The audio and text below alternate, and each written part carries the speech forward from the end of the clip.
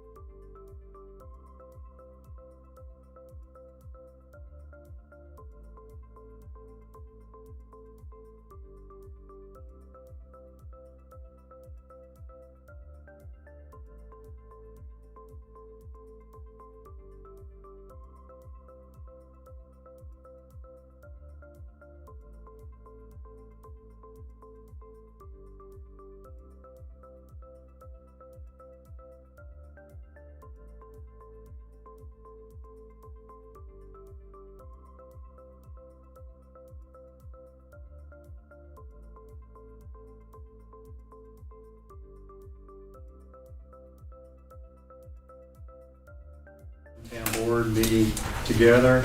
This is a exciting meeting. There are changes in our town board, and it's a pleasure to welcome Michael Holmes, and we'll be missing Scotty, but Scotty chose not to run for re-election, and we'll have more comments later.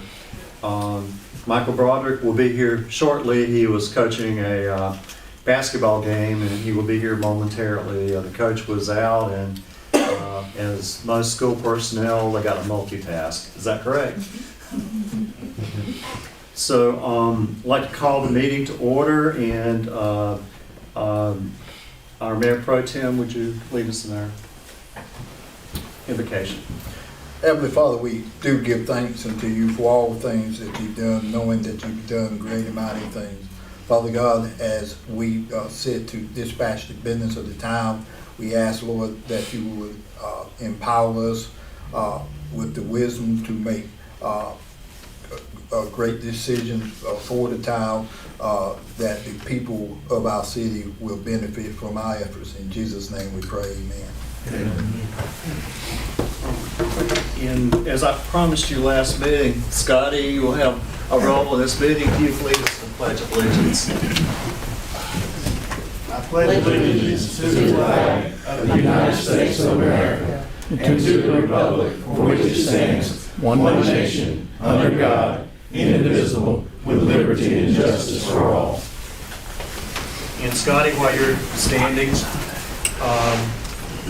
for the past 2 years for an unexpired term and for the term that you were elected for 2 years, I appreciate your services to the town, and we may have a role for you in the future, but thank you for your service.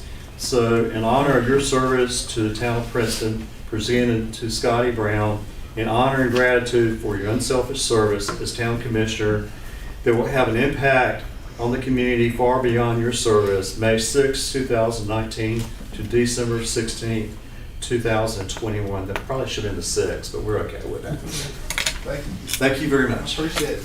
And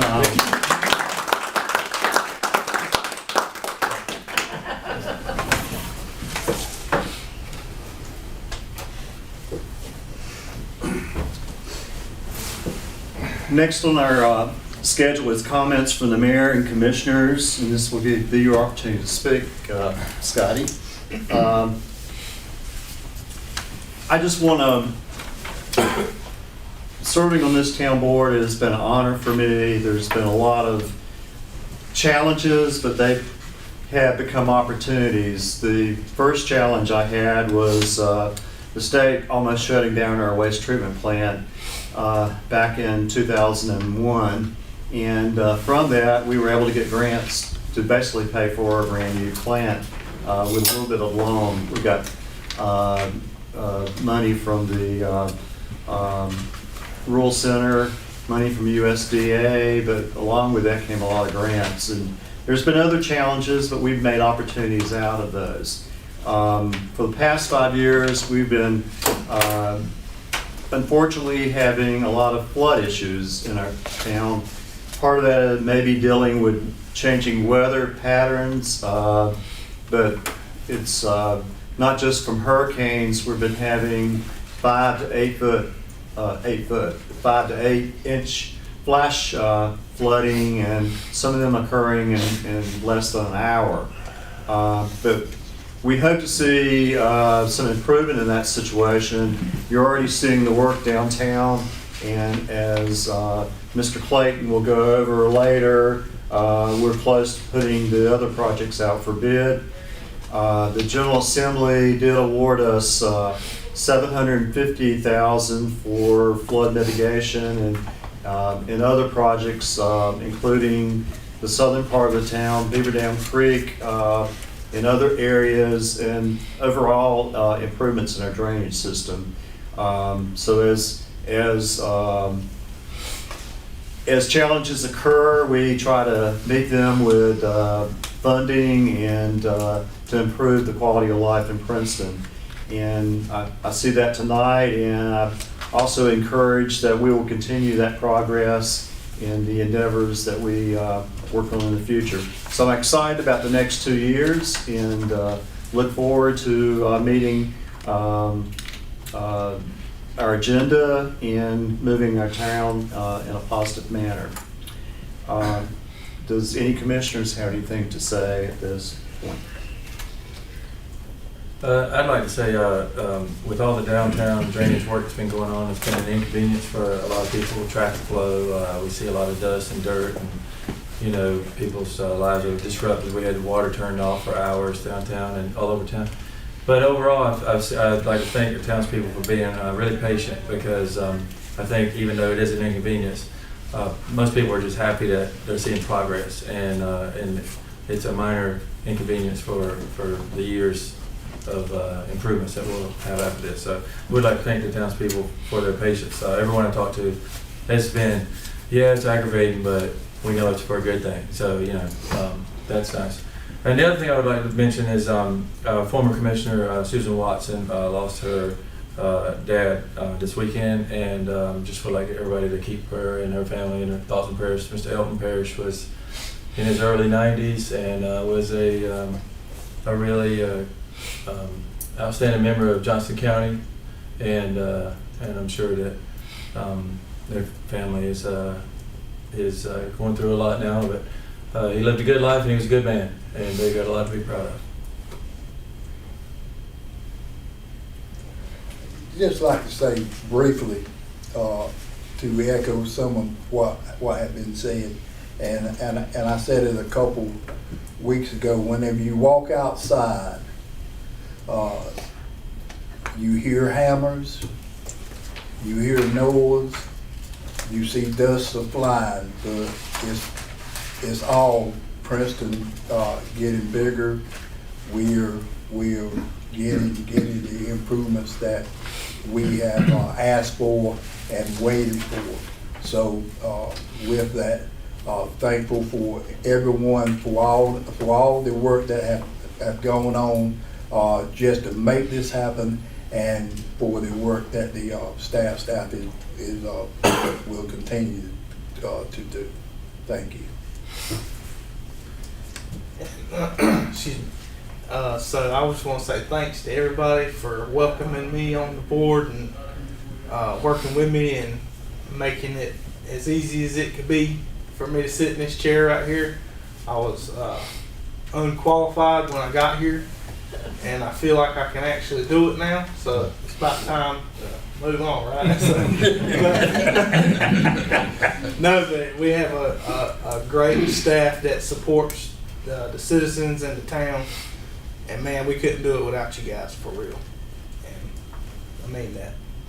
And thanks to all the citizens for allowing me to represent and make decisions on this board, or help make decisions. So, and thanks to all of you guys, because I learned a lot from you guys, and it's been an honor. So thank you very much. Thank you. Thank you.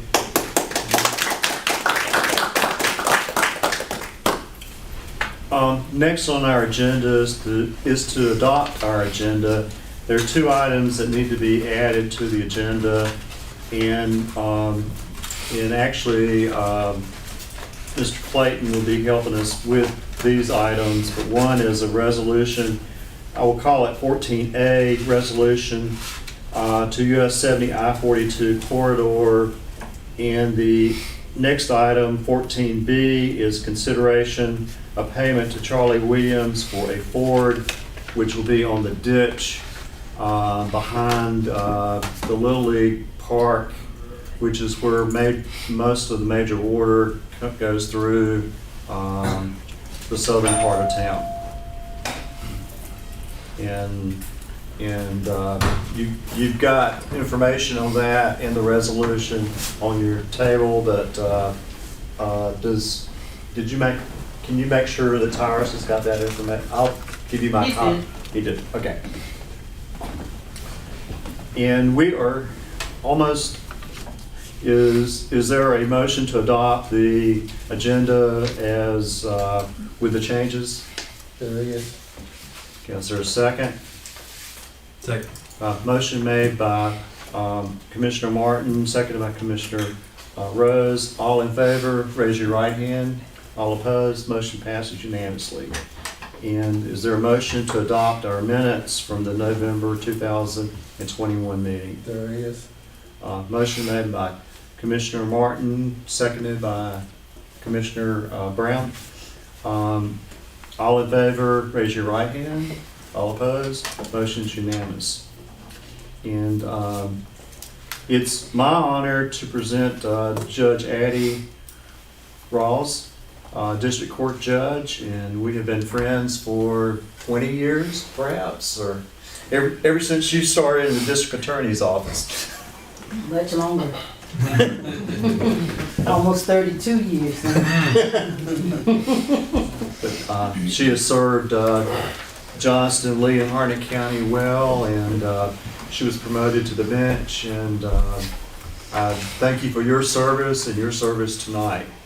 So with that, I'm first on your agenda. All right. Good evening, everyone. It certainly is a privilege and honor for me to be here to administer the oath to some people that I hold dear. And I like the theme of your town: peaceful, pleasant, progressive, and proud.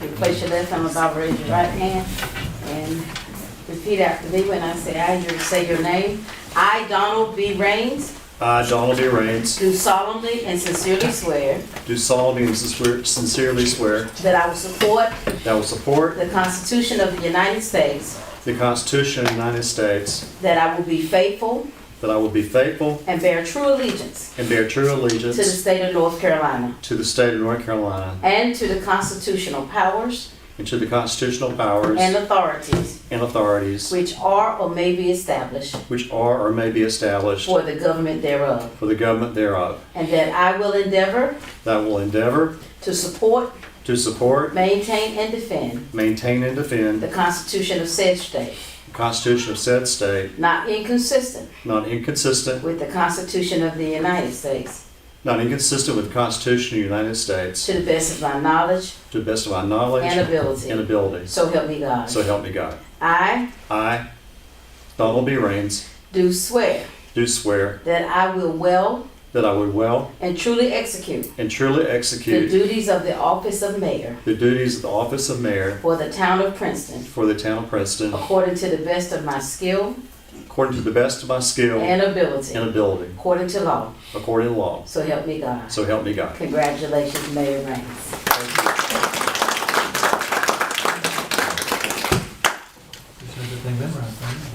Can we get a picture? You know, that's the thought I had too. I've done enough of this that I should know it by heart. We got to sign two. Can we get a picture, please? Yeah. There's two to sign though. There's that one.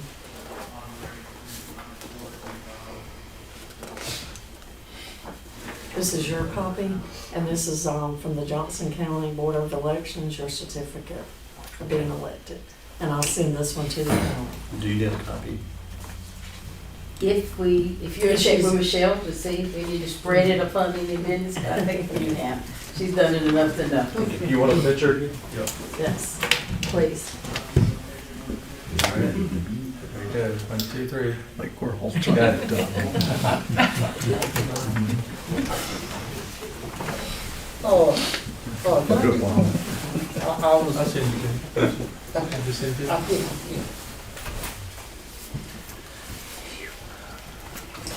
Margaret, you're next. You have to And tell if your them to wife join wants you. to join you and hold the Bible, or?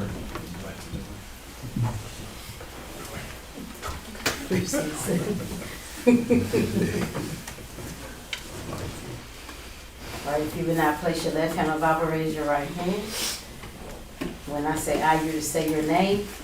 I Robert Keith Robinson, do solemnly affirm, Okay. do solemnly and sincerely and sincerely affirm affirm that I will support that I will support the Constitution of the United the States, Constitution of the United States, that I will be faithful that I will be faithful and bear true allegiance and bear true allegiance to the state of North to Carolina the state of North Carolina and to the constitutional powers and to the constitutional powers and authorities and authorities which are which are or may be established or may be established for the government thereof, for the government thereof, and that I will endeavor and that I will endeavor to support, to support, maintain, maintain, and defend and defend the Constitution of said state, the Constitution of said state, not inconsistent not inconsistent with the Constitution of the United States, with the Constitution of the United States, to the best of my knowledge to the best of my and knowledge ability. and ability. So help me God. So help me God.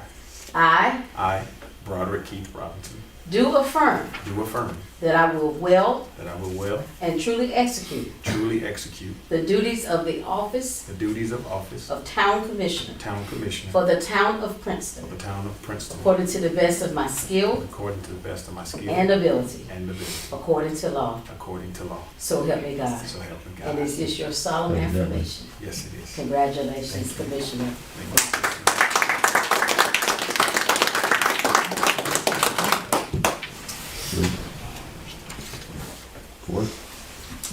Stay for the picture. Yeah, sign right now.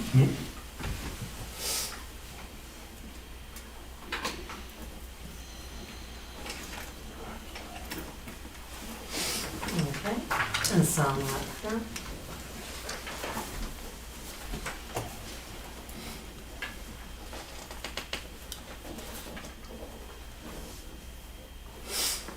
That is your copy, and this is the copy from the Johnson County Board of Elections for your win. That's your certificate. Thank you. And Broderick, I'm so glad you didn't need any legal assistance in getting here. That was my greatest fear. I tried to fly under the radar. So if you want to introduce your family, Yes, I have my beautiful wife, Mickey. Number 52 for the Princeton Bulldogs, Caleb Robinson. My father, Robert Wilson. And one of my church members, Taylor Jackson. And I don't know if there's anybody online that was watching, but I have some there. All right. All right, 1, 2, 3, again, one more. Very good. Congratulations. thank you. And Commissioner-elect Michael Hunts.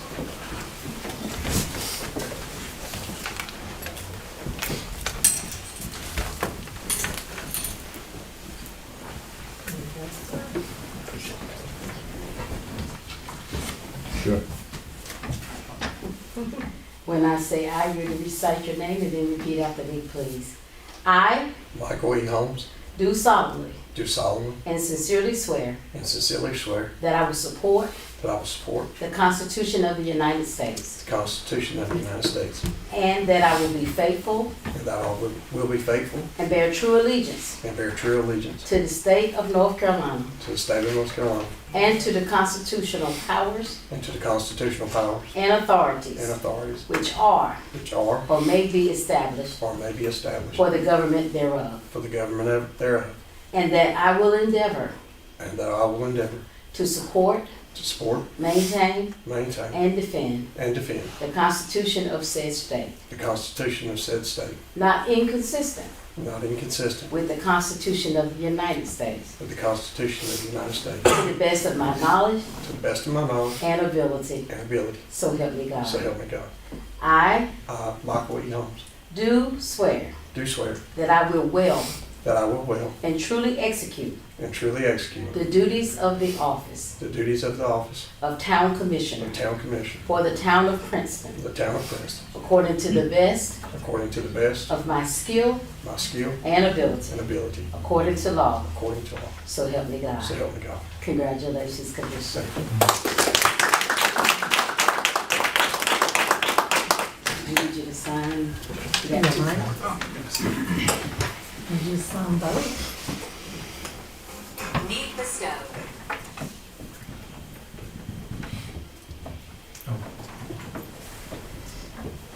No, you can go in.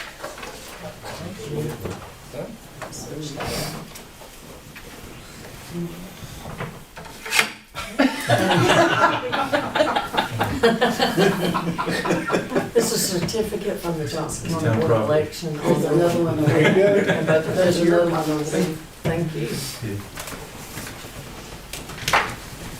If you want to introduce your family, you have to This is my beautiful wife Beth. We've been together 100 years. 38 years.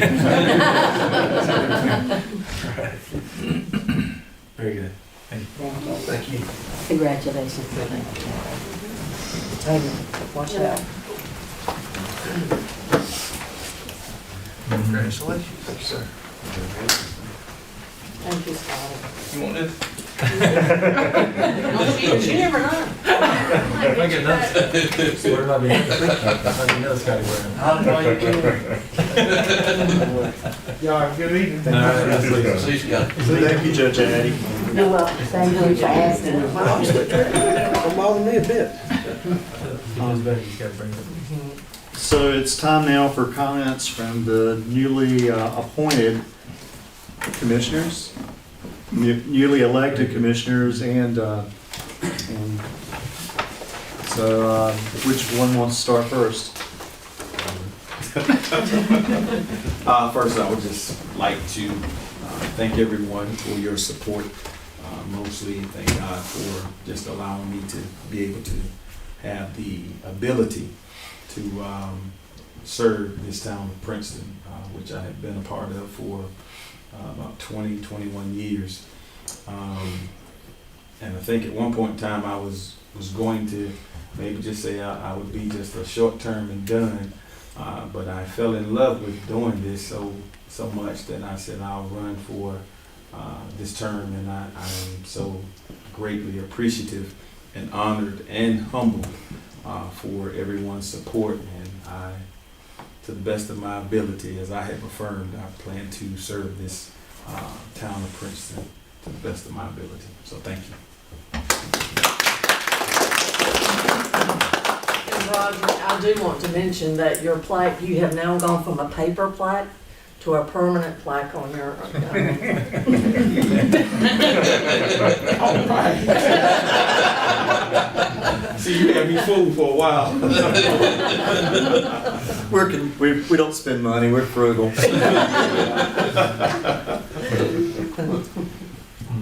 I'm new at this. I don't have a lot to say. I appreciate all the support from people that helped get me here. Took a lot of convincing from some people to get me to run. I just hope to be able to use my experience in what I do for a living to help better Town of Princeton. Thank you.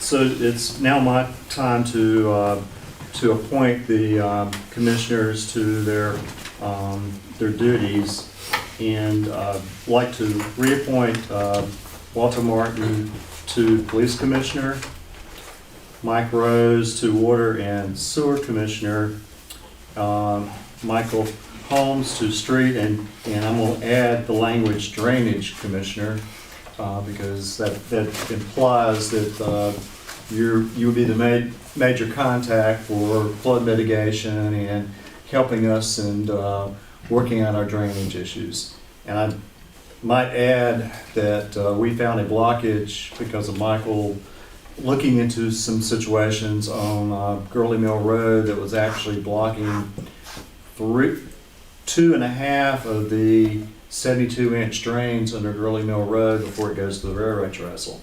So DOT has actually unblocked that, except for one. They had some trouble there. We're going to continue to work on that one. So,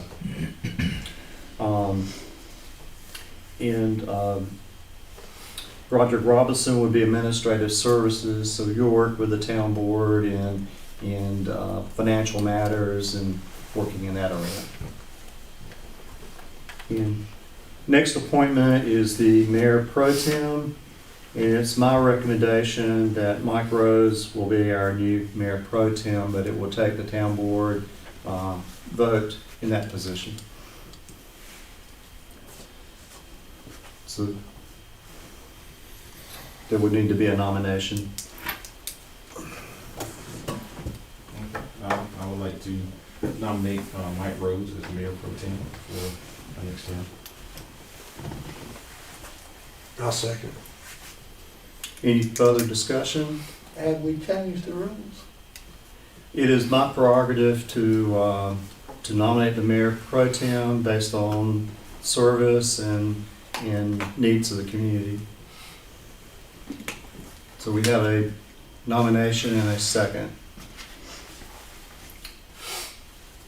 With no further discussion, all in favor, raise your right hand. All opposed? Vote is unanimous. Thank you.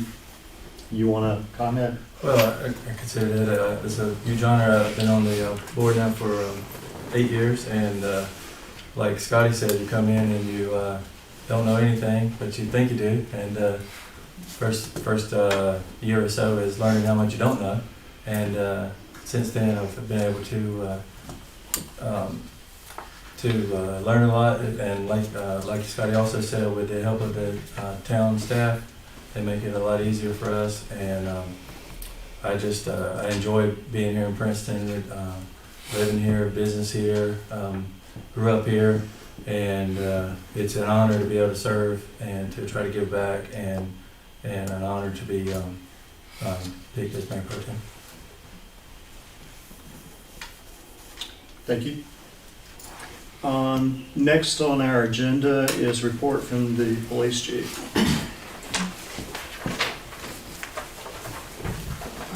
Good evening. Congratulations, Commissioner Mike Holmes and Commissioner Robert Robinson. I only have a few things before you, not many. Just want to discuss a couple of things we went over in the sheriff's chiefs meeting, and also want to go over some things concerning the parade. This year, I think, was a little different because we had more entries, and in lieu of the recent incident at Waukesha concerning their parade, I was a little strict with our protocol as we normally have it each year, and that is the closures of the streets and making sure that everyone was aware of the times that the street will be closed, and making sure we stood by that time. And I actually asked the town clerk if she would post it on the Facebook, social media, and also the town website, so we can give everyone plenty of time to do so. And I'm thinking that will be the process each and every year, because we want to make sure the citizens are safe, as well as our officers and everyone participating in the parade as well. So that is the reason for the message board signs being placed in designated areas, as well as the social media postings. And I think everything went well. It bottlenecked a little bit at the very end because the parade was so long this year, but it was it was a good parade. A lot of people there, and I think we had a great showing. Is there any questions so far before I move on from that? I commend April and all the community who put all the hard work into it, but after a year hiatus because of the pandemic, it was awesome. It was the largest one we've ever had, so, with the entries. So it was great. Job well done. If you were forward your attention to the law, there's not really anything significant that I need to go over, unless you see something up here that you have some questions or you need to get clarity on. Our numbers as far as our dispatch calls and self-initiated calls are around the same 310. That's been fairly consistent every month, give or take 50 or 60 calls, depending on what goes on or what takes place during that time frame. I think we might have asked this question before, but on the business checks, Yes. what is the three regions like this? We got downtown and outlying, and what would be the area the 15 are? Okay, let me see where you're referring to. So on the first column, about 10 down, it says business check and business checks outlying, and then right beside it says business checks downtown. There should only be one business check. I don't know why they put outlying areas unless they're referring to areas outside the immediate downtown area. And some of the officers, it just depends on the officer and depends on what they notate in their log, their activity log, each shift. But really, there's only one business check. But any surrounding areas, I'm thinking that's probably the reason for that. But it's all in the same, you know. Depending on the officer, I would just put business checks and just incorporate everything around the downtown area. But I'm thinking that's what it is, because sometimes they make notations a little different than others. And then it depends on whether it's full-time or part-time work. We did have one, I think we had one chase that we were involved in, that we were assisting with, but I think the individual was apprehended. Anytime they come through our area, naturally, we're going to get a call to assist. We do have stop sticks. We do have a policy for that. So, in a safe and effective manner, we will deploy those stop sticks in a designated area, in a safe area. But I think that was the only significant incident that we had, other than our usual calls. So as far as the chase was concerned, did we have to deploy stop sticks? In this particular incident, we didn't. Okay. For one, and that there's a lot of factors included in that, whether or not you can get all the traffic pushed up and keep the law enforcement officials back so we can deploy them, so you know the public's random vehicle won't get their tires busted, or flattened, by throwing the stop sticks out. So we didn't deploy them at that point in time, but we were involved in the chase. And anytime that happens, lieutenant's notified, and then I'm notified, and I'm made aware of it, and then communications contacts. So, any more questions? What I do, part of what Marla will be reviewing later in the resolution and on the PowerPoint is some crash data. But most recently, yesterday, there was a motorcycle that was involved in an accident at Hardy's intersection. Do you have any more updated information on his medical condition? I do not. Hopefully I can give you an update as soon as I get some more information on that, but I don't have any. Okay, I had heard today that he may have lost both legs. So, I don't have any information on that right now.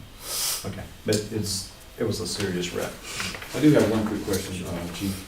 The other night, I think it was Saturday night, the accident right across the bridge where the car overturned in the tree line. Was that a one-car accident? Was it any fatalities in it? Or? I don't think it was a fatality, but the Highway Patrol handled that. Okay. The only way we go over the bridge is if we're dispatched, if they're tied up. Normally, we're right in this proximity from New Barber 70 all the way down to Bojangles. Okay. Or 70 in Edwards or 70 in Pearl. And we may even go a little further than that, just beyond where you merge off of Donnie H. Jones Boulevard east. Mm-hmm. I'm sorry, yeah, east, and merge on the Highway 70 going east back to Goldsboro. We will go as far as that area if we're called. But normally, if it's over the bridge, they handle that. Okay. I had another question. Dealing with our vacancy that we still have, are we still able to have 24-hour coverage? Have we missed any times with that? Not at all. We're still operating as usual. We haven't had any lapse in coverage whatsoever. And kind of follow up, is it, how exactly are we with a person down, or are we able to schedule? Are we just as part-timers coming in from other towns to fill in, or we're not having to go ahead and build up a lot of comp time that we're gonna have to pay time and a half on? We're, yes and no. We're using part-timers because part-timers are vital, and we had, I think that subject came up not too long ago. That's why we have them, that's why we have part-time hours. And we have to utilize those because they do help out with coverage. As far as comp time is concerned, I think that balances itself out in a sense because we're already one officer down. as it stands. So I think on the flip side of that, we're saving money, and correct me if I'm wrong, Marla. Well, To we're a saving certain money degree. on, the officer salary and benefits, but we're not accumulating comp time right now, we're just paying the overtime. And they Okay. accumulate it because of the situation. So with the, since overtime help is paid less and then we're paying full-timers time and a half, budget-wise, it's all kind of meshing out? Yes, because of the savings on benefits. Gotcha. It's not the way we prefer to do it, Right. but rather than accumulating, comp time, Yeah, we've just been paying overtime. okay. But, they've been doing a really good job of spreading around. Good. Yeah, I mean, I don't think we're going over as far as I exceeding. think we're budget. within budget, but it's not how we want to be spending our money. Sure. We want that, another officer. Right, and that's the last question, any applications yet? Not yet. It's just not easy. Right. And that I was gonna get into that when I spoke about the Chiefs meeting we had. You know, that's something that came up, retention and recruitment, and everyone's having that problem. Mhm. And it's not really a salary issue, it's just temperature of law enforcement, the lack of recruits We that are did have applying. one interview scheduled, but she called the morning of the interview and Yeah, changed her well, mind. yeah, I didn't include her because, yeah, and there was some other issues with that applicant, so. Mhm. Mhm. It worked out well, I think, on the end of that, so it worked out where she didn't show up and call and didn't make it, so I think we're better off, and I'll just leave it at that. But we haven't had any other applicants, it's just extremely hard, and we're still advertising, Mhm. but it's just hard for everybody. Yep.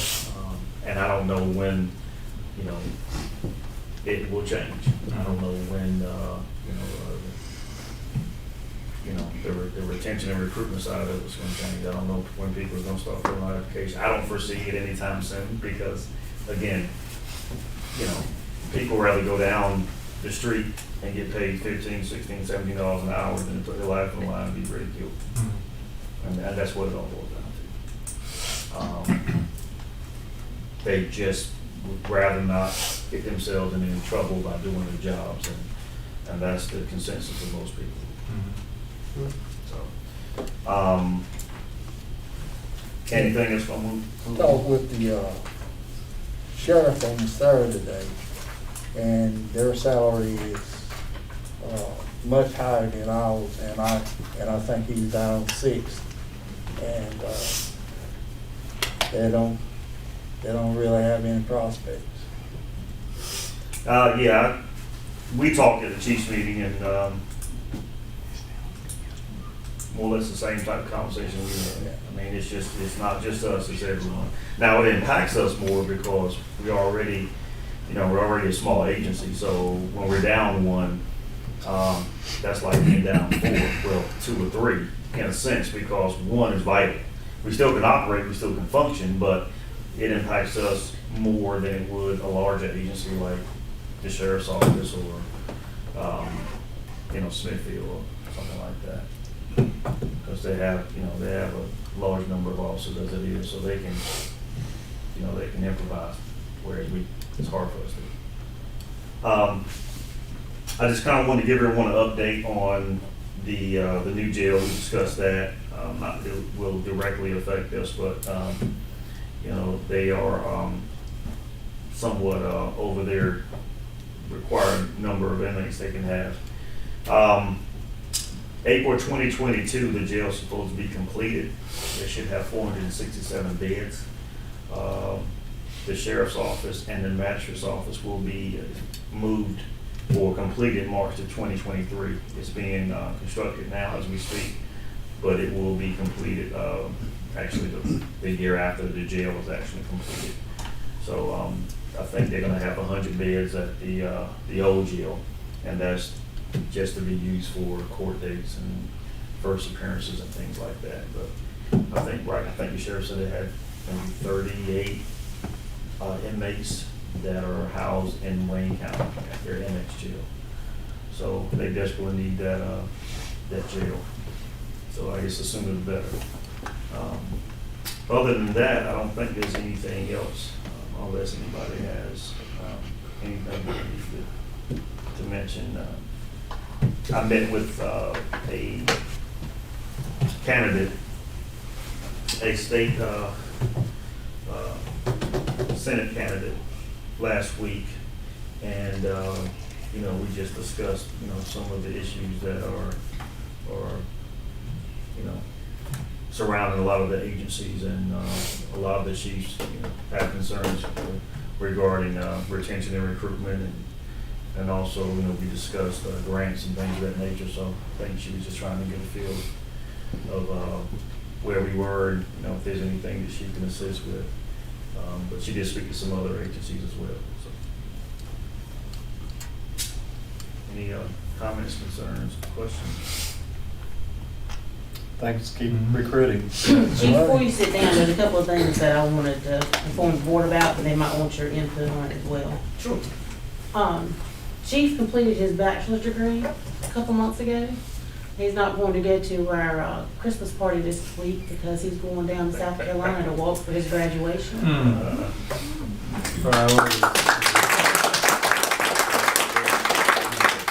If that wasn't enough, he became a grandfather last year. I'll let him give you all the details. He didn't know I was going to do this. I did not, no. I sure didn't. But Well, he yeah. messed up sending me those pictures.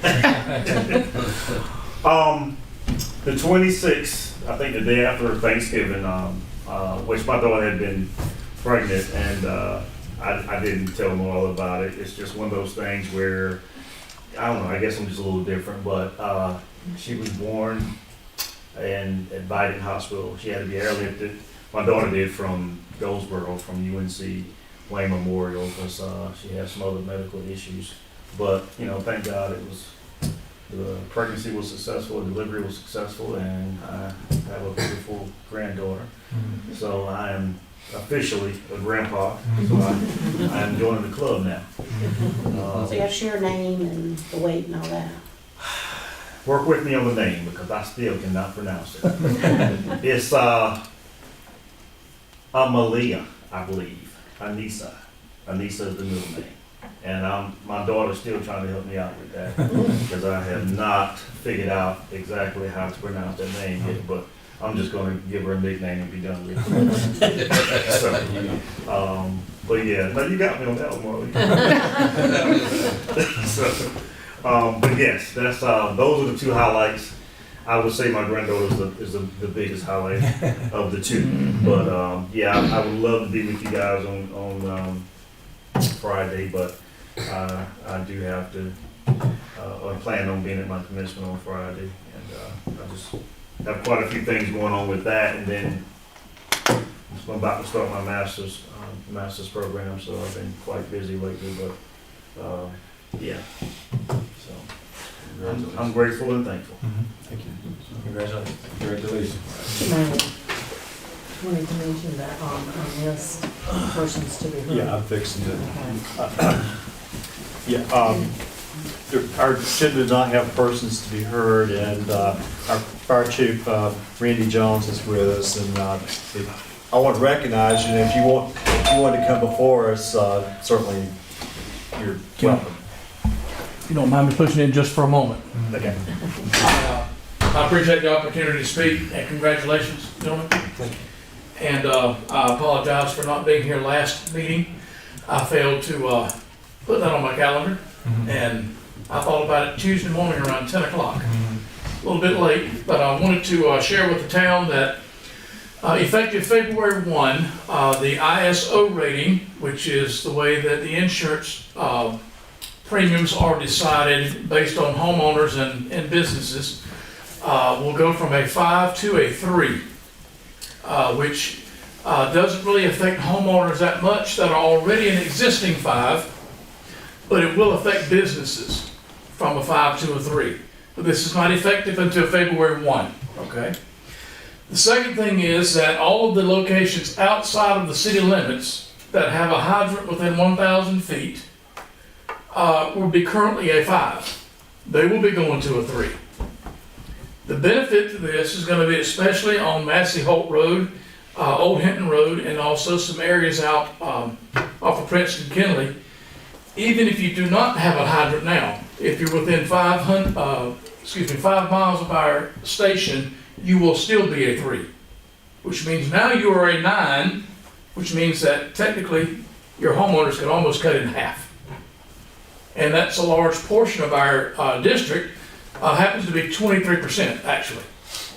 And so that will affect a good number of people. Not only that, it doesn't make us put out a fire any better than we already do, but it does let the industry know that we have the capabilities and the tools and the operations in place to make sure that we do the best job we can do in regards to protecting property and life. I will say life and property in that order, okay? That is something that we had a good foundation 4 years ago, and we've been able to work that diligently to get it to a 3. Every 5 years we are inspected by the state, and so we've got a little bit of breathing room, but we also have some things we'll be working on between now and our next inspection also. So with the help that we had from the town, we appreciate your help. All the extra forms that I asked you to fill out, we appreciate that. And we've been able to work out, also I wanted to inform the town that, as you know, but the community, that we now have paid staff at the fire department. It is daytime staff only.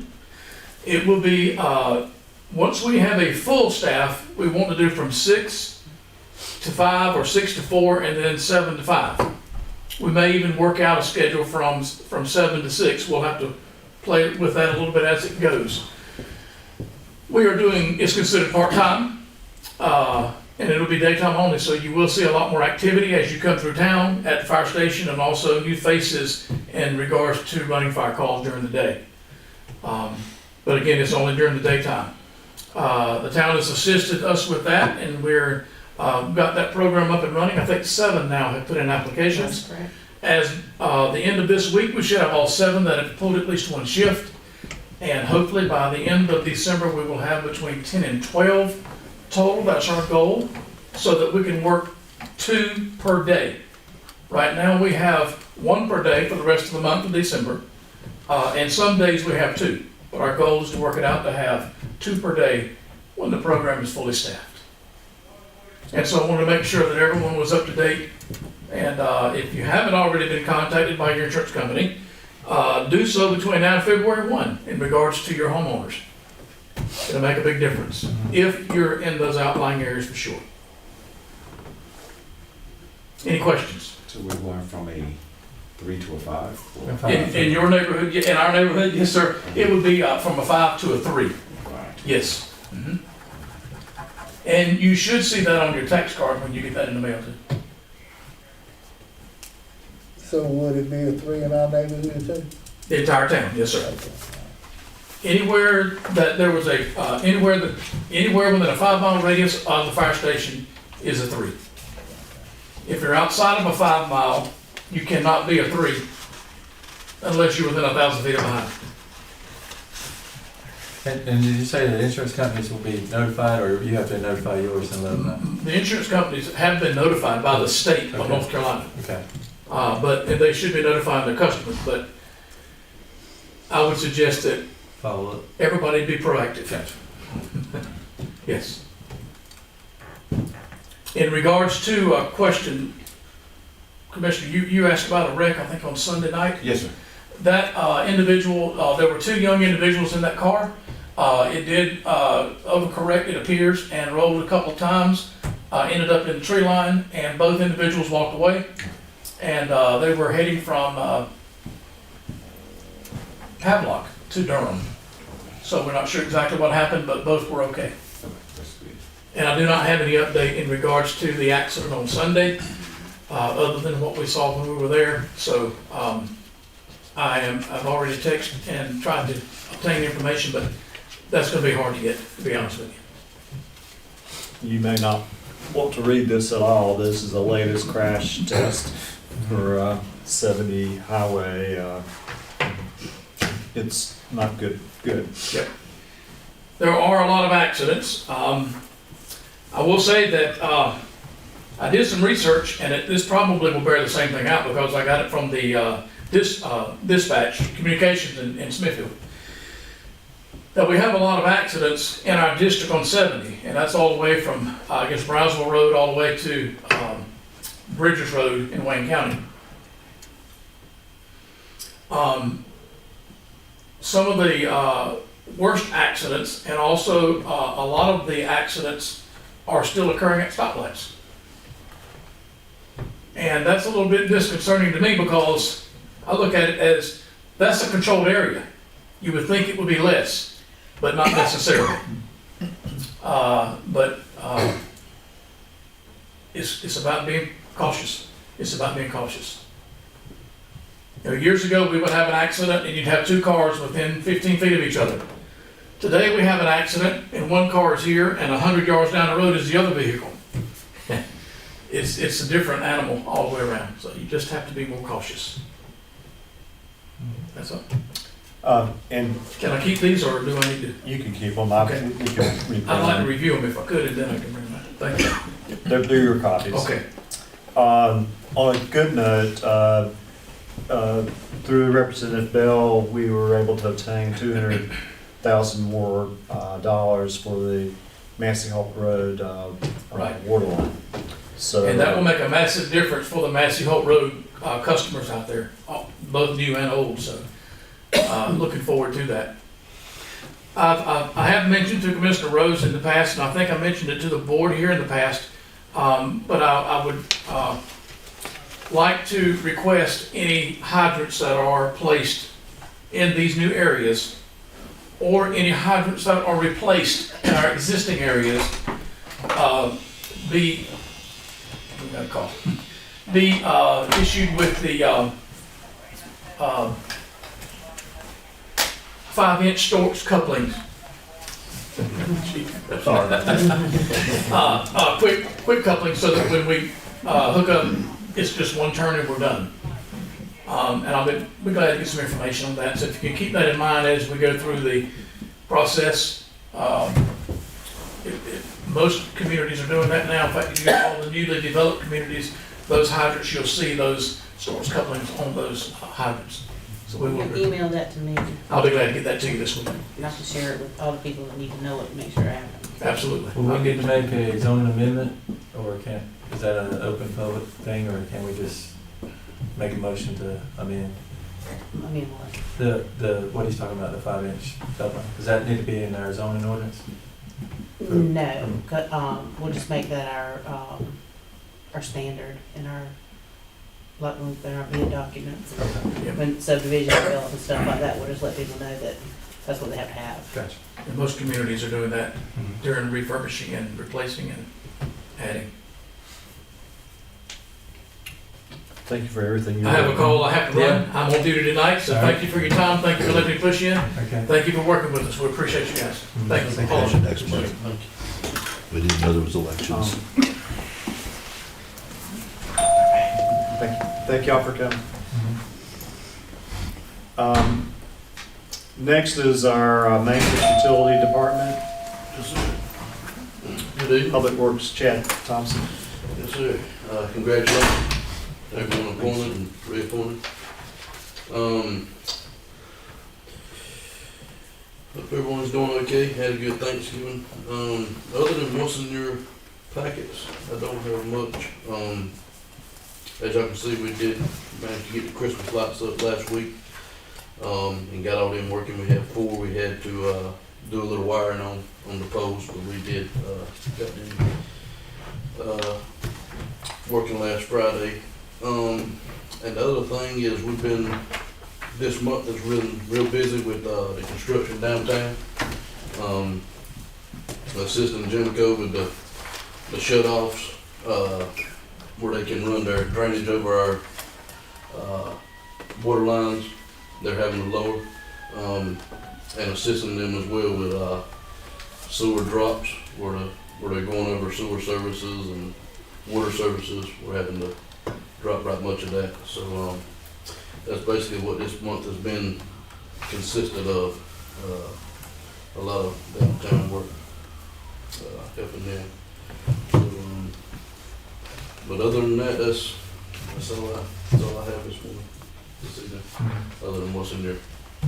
thank you. Everything downtown, you cut the water off, it's right back on. And Yeah, you're we ready, tried so- to isolate it down the best we could, but downtown is a hard area to isolate. There's a lot of lines in there. So, but we did get it isolated down pretty decently.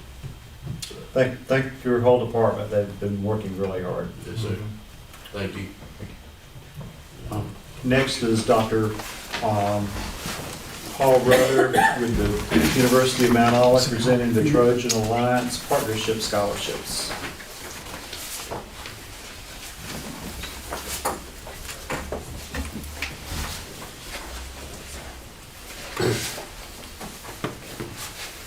Thank you.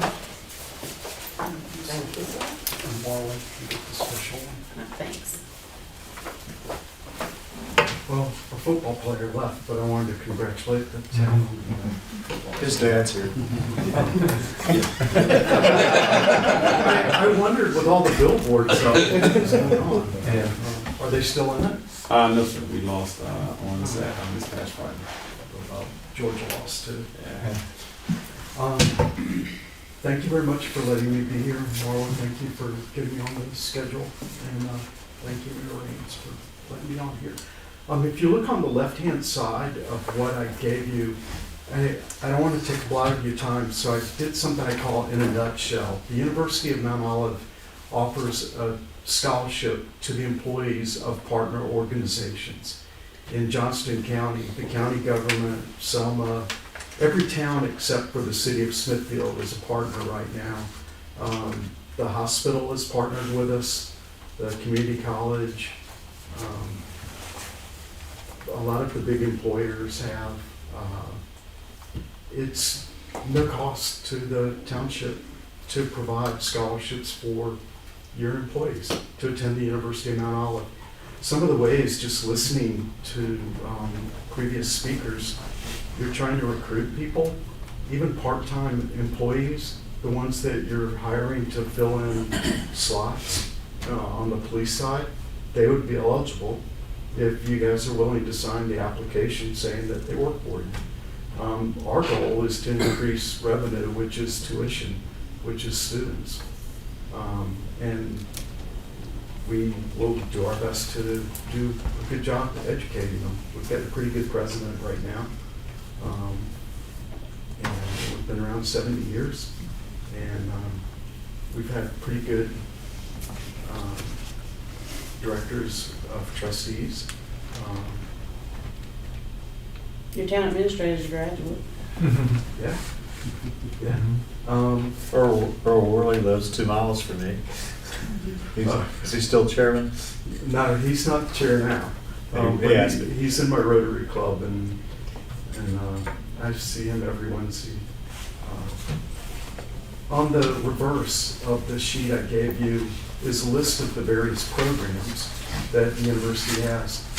The old criminal justice is now called Justice Studies, and I think with the way of the world is going with criminal justice, that it's a lot more than just locking people up. It's a lot of understanding what's going on. So the university tries to be on the forefront of what we're doing.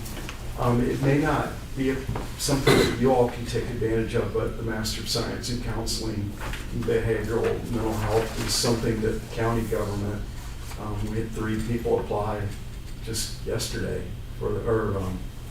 this morning for the Master of Science in Counseling. On the other side, there's a sheet that there's no work for you all. If you have flyers up, it will say, sorry, I didn't have that on the one previous, because you have the extra partnership. If anyone's interested in what we're doing, all you got to do is give me a call. On Tuesdays, I have Zoom sessions 3 times a day, but we're open for phone calls, and you'll see my cell phone on everything that's available. There's a partnership agreement that I've given to Ms. Ashworth. It's 3 pages. I've had the county lawyers already look at it. I don't know if y'all use the same attorney, but you'll be able to save money if you're having to review things just a calling them and asking, or I can send you a copy of what the county signed to see what we're doing. And that's that. My card's in the different folders I gave y'all. If you want to send questions or pass them to Ms. Ashworth, and send it to me. So Marla wanted to start on our MBA since she has so much free time. Well, I might need to do the counseling thing. Here's what the YMCA over in Goldsboro does. They have summer help that are coaching athletic teams. Those people are able to use the scholarship. So use some creative hiring practices, and we just want to increase students. And that's what I have. And I appreciate the time again. Is there a motion that we move forward with our application for employees to take these benefits? There is. Is there a second? Second. If you want to send it to our attorney, that would be fine, and I'm fairly comfortable with, I haven't seen the application, but obviously there's so many institutions already in it that it sounds Mount Olive, University of Mount Olive has always been a good partner to Eastern North Carolina, and thank you. Okay. All in favor, raise your right hand. All opposed? Thank y'all. Thanks very much. Thank you for being here tonight.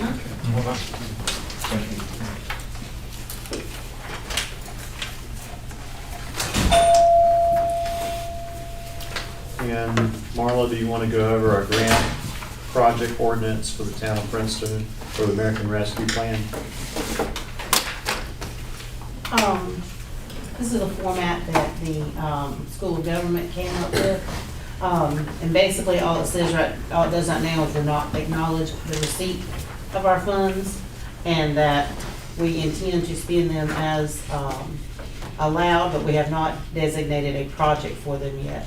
So as we decide how we're going to spend those funds, Section 3 would be amended. Section 2, I'm sorry, would be amended to show where we've allocated those funds to be spent. And then the actual spending of the funds will be handled in a separate project ordinance. It's just a high-level ordinance to track the money. I think our intent at this point is to spend that money on flood mitigation, but we haven't got the bid work back yet on that. It hasn't been assigned a specific project, that's why it's. Yeah, but that's probably our intent, is to use it for flood-related purposes, because that is part of the definition of the act, is for infrastructure, flood, stormwater is in that definition. Anything else, Tyrus, is in that definition that you wanted? That pretty much covers. Water, sewer, stormwater, Yeah. the majority. Is there a motion to go forward with the grant ordinance that we've already received half of the money and the other half will come in a year or 2 years? A year. A year. But before we vote, Mayor, is this like a couple of things that were highlighted where there was potential edits? Is that where we're on 13? Oh, okay. I didn't get that. Oh, I skipped those. Okay, I got you. Now I'm with you. Thank We're you. talking about our ARPA money. Yes, okay. Gotcha. We're saying we haven't, we know there are restrictions on it, but we haven't designated a specific project to spend it on yet. Okay. Any questions you may have before we move forward? No. All in favor, raise your right hand. All opposed? Motion passes unanimously. We didn't have a motion. We didn't even make a motion in a second. Okay, I thought, is there a motion to, for the grant project ordinance, is there a motion to accept it? Here it is. Commissioner Rose, is there a second? Second by Commissioner Holmes. All, any further questions? Not all in favor? Raise your right hand. All opposed? Motion is unanimous. Okay, and next is the number 14 is review draft stormwater management ordinance. And this is a big change, but it, as Commissioner Holmes and I were talking a few weeks ago, we're going to have a lot of subdivisions, but we've got to protect people downstream, and we need to eliminate as much flood issues as possible. So what you have here is, I think, a 54-page document, and I do not intend to read it to you. I'd like to give you some highlights of it, sort of tell you the intent and what's included here. This is a stormwater ordinance that we have put together based on some guidance document issued by the EPA and NCDEQ, based upon what's called the MS4 documentation and the stormwater management guidance from both the Division of Water Quality and Division of Management and Land Resources from DEQ. So this is a document that covers a lot of things that you may choose not to actually implement quite yet, but it's an ordinance that gives you the ability to do that in the future. One thing I'd like to put out is right there on the front page under 104 purpose.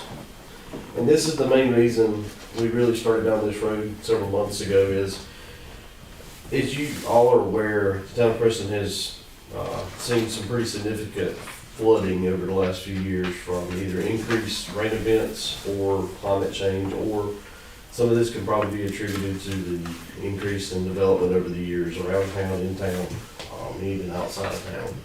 So there in 104 is, the establishment of this is to control the adverse effects of increased post-development stormwater runoff. That's a key word, post-development. So as new development comes into town, with that includes additional pavement, additional rooftops, additional hard impervious surfaces that increases runoff from any kind of new development. So we're taking green sites mostly, which is fields and grass and meadows and trees, which allows the water to actually seep into the ground, and paving it with new development, process of progress. It makes water runoff quicker, which increases the runoff from any site to our streams or pipes, anywhere in town, our stormwater networks. And the second part of this is to look at pollution, which is called illicit discharges. This also gives the town a way to control what's considered an illicit discharge. Illicit discharge, if you look back in definitions, covers a lot of different things. It's illegal dumping. It's discharges that shouldn't go in your stormwater system, such as petroleum projects, such as gasoline or solvents, or things you really shouldn't dump in a storm drain, grease.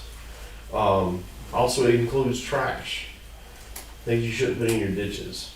It can even be clarified as leaf trimmings and tree trimmings and leaves and stuff like that. Most people don't really think about that. You throw it in the front ditch in front of your yard. I mean, that's what you pitch out in the front yard. That's an illicit discharge. That's something you're probably not going to write people a ticket for or fine them, but it's an educational process.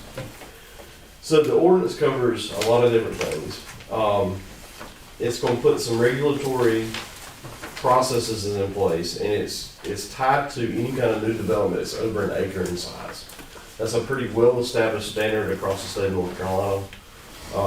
So any new development, whether it be residential or commercial, if it disturbs more than an acre in size, will be governed by this ordinance, such that they have to abide by the controls that the town decides to put in place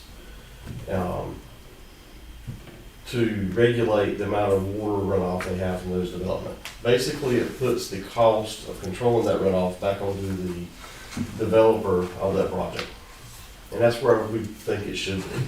It's not something the town should, take under their cost to control the runoff from new development. It should be something that's built into the cost of developing those projects by the private developers, whether it be residential, commercial, or industrial. It also covers redevelopment projects. So if there's a site that may have already a business or residential properties or some kind of development already in place that has vested interest. It allows for some allowances there so that you can redevelop it. But if you decide to increase the amount of impervious surface, we'll put some procedures in place there so that if the amount of runoff does increase from that redevelopment process, there has to be some control. But it also encourages whoever's redeveloping those projects to look at means and methods such as low impact development. They may want to incorporate something in their redevelopment plans. They may want to decrease the impervious surfaces. For instance, like if you got a large industrial, say for instance the old grocery store side up here, it's got a very large paved parking lot. Well, that paved parking lot has no planted islands for trees or bushes or anything out there in it. So a new owner that wants to redevelop that into a new kind of business or manufacturing facility is allowed to incorporate some planted islands to offer shade, but it also decreases the amount of paved surfaces out there.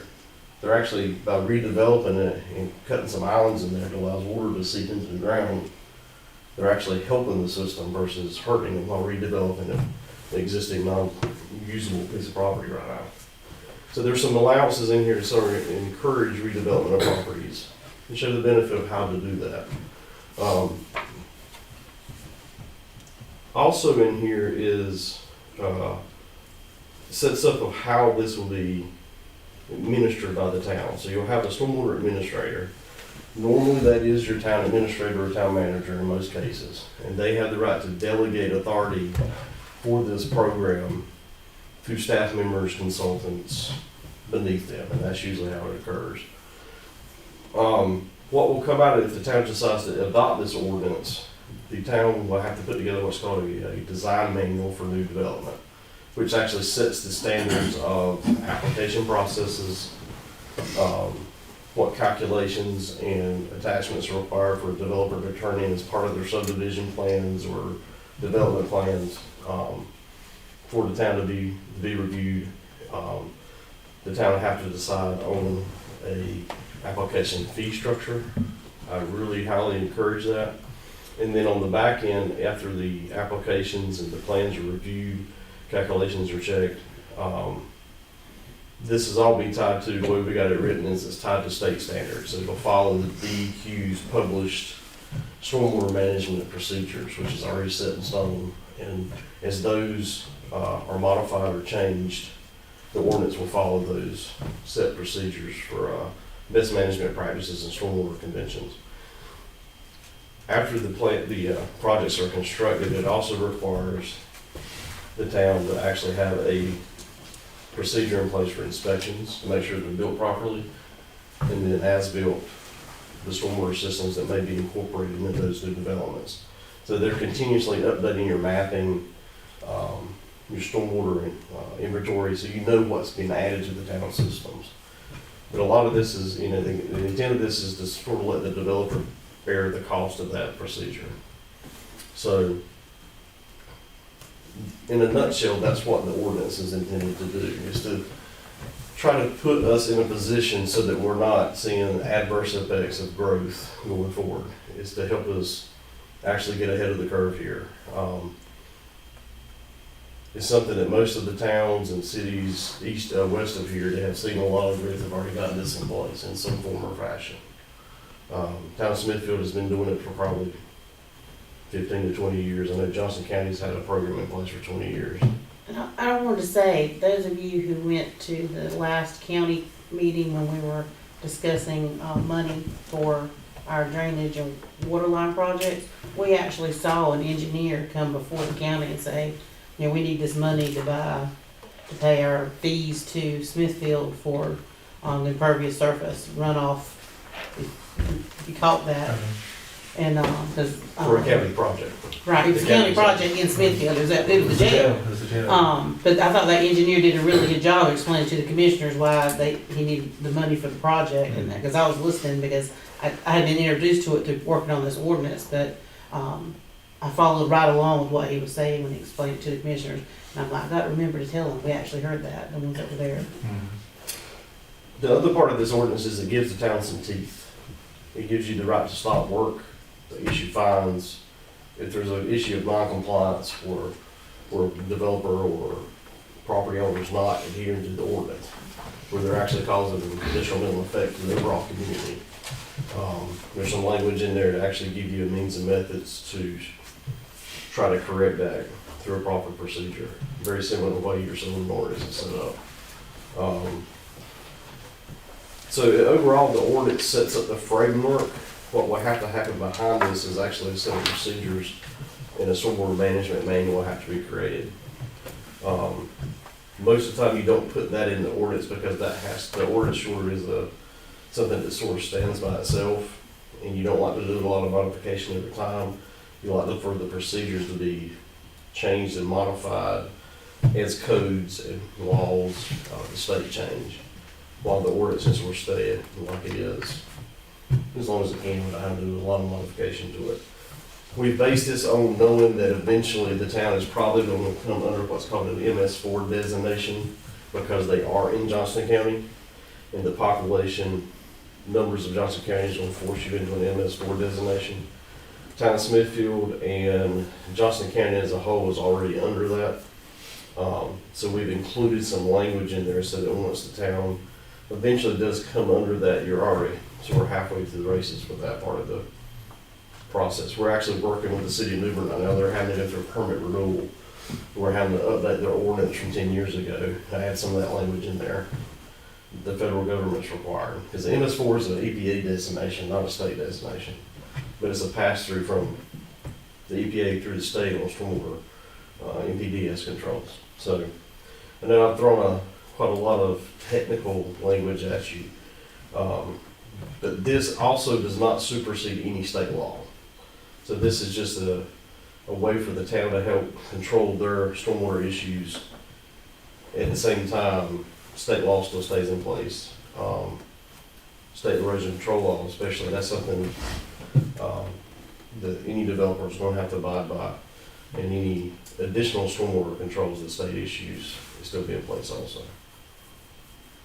And there's some language in here that I read carefully, but, so you have a residential or commercial development that's over an acre.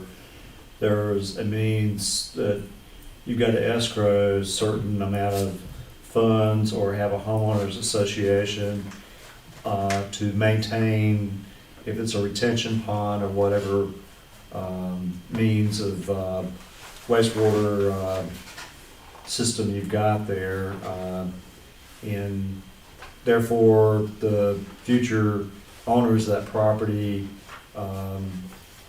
are required to maintain that system. Yes. And it should go hand in hand with what your subdivision ordinance has some additional language already in place concerning other infrastructure also. We're actually in the process of updating our subdivision ordinance, so it'll make it easy to match up. One thing I do need to point out, there's always going to be an instance where you have a property owner or something where there's going to be a need to look at it from a different aspect. There's going to be a hardship. There's going to be a special situation. There's language in there for variances, where there's just that situation where they need to come before you and say, look, I just can't make it all work. So there's an option in here for them to file a variance to come before the board to say, let me present my case of why I have a special situation, let's talk about it. That is also in here, and that does occur. I'm working on one where we're working for a developer in the city of Sanford where we're having to do that, where the topography of the site is not for stormwater, but it's for other reasons. We're having to request a variance in that particular instance because it doesn't match up with their ordinances exactly. And we're having to file a variance to go before their board to ask for permission to do something that's a little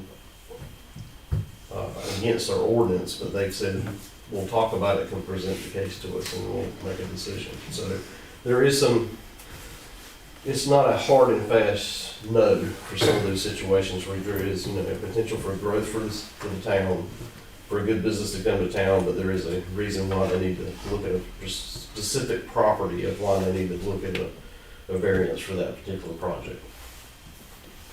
I had a question, kind of piggyback off what the mayor was saying.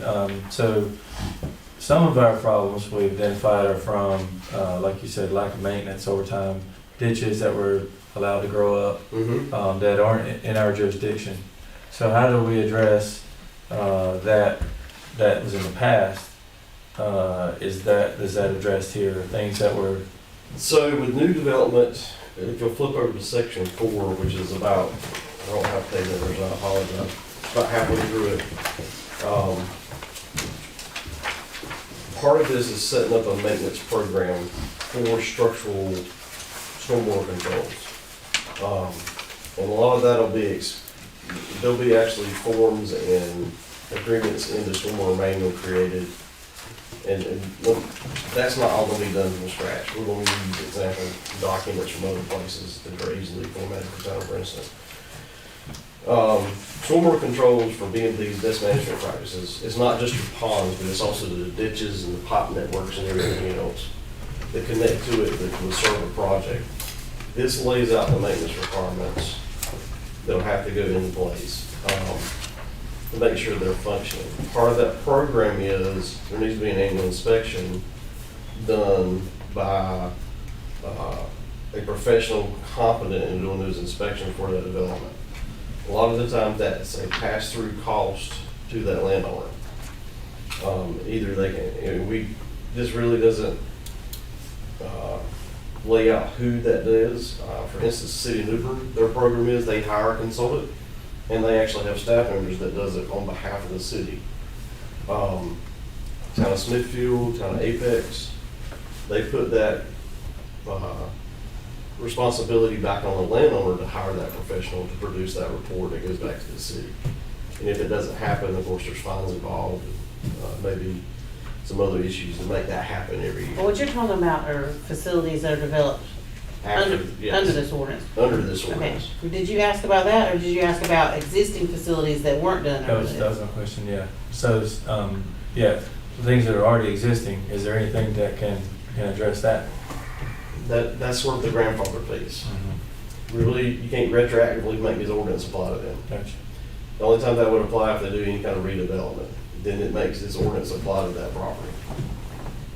So we're sort of stuck with those old pieces. Right.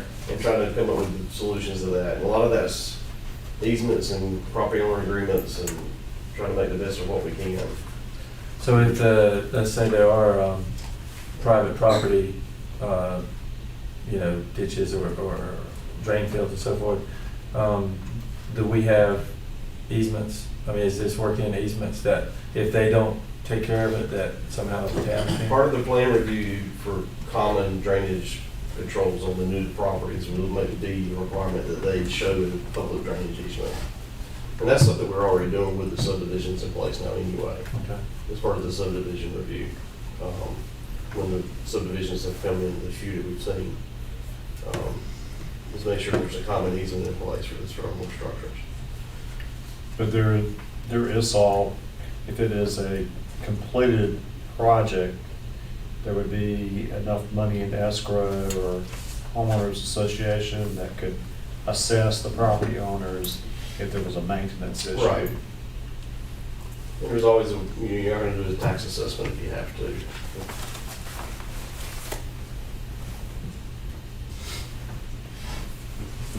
Yeah, part of the final approval process is entering into an operation and maintenance agreement with the town to make sure you will maintain that system. When I say you, that being the developer of the project or owner of the project. The operation and maintenance agreement shall require the owner to maintain, repair, and if necessary, reconstruct the engineered stormwater control. It shall state the terms and conditions and schedule of the maintenance of the engineered stormwater control. So not only is it just going to say you must maintain it, it will actually, in most of the forms we have used on other places, lays out this is the maintenance items and here's when they have to occur. And here's what triggers them. And it also, that agreement also gives the town the right to enter the property for inspection purposes. And if there's a non-compliance, it also gives you the right to enter it to fix it. At least when it comes to play that there may be a issue where that's going to be detrimental to off-site properties. Like there's an imminent issue of flooding or damage to other properties.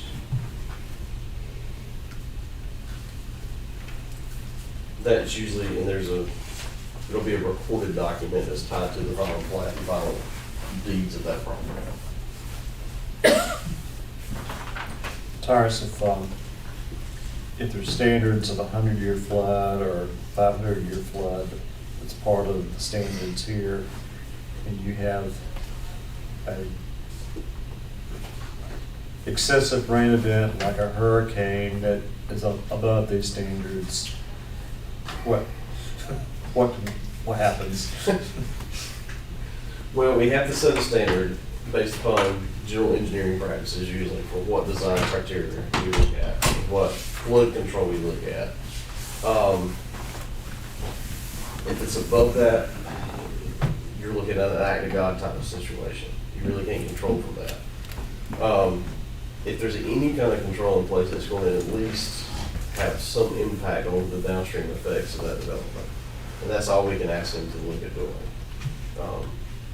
That's where I've not seen an ordinance go past a 100-year event, and very few of them look at a 100-year event as a controlling factor. They make us, most other locations make us look at a 100-year event just from an analysis point, but from a control standpoint, the most we usually control is a 25-year event. In some special situations, we have to control the 50-year event.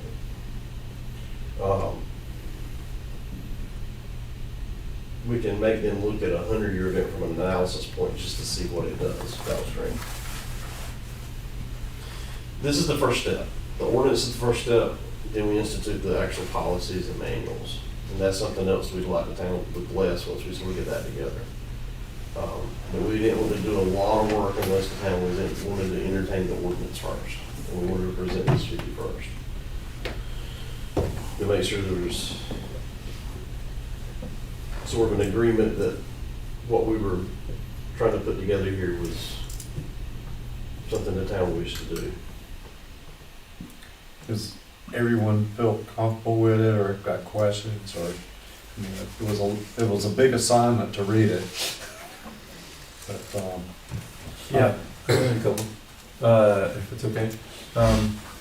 My first question was, is that, you said a lot of this wording came from another document? So, Well, it came from several documents. Mostly it was a guidance document from the state, but then we pulled in some language that we've seen in other ordinances.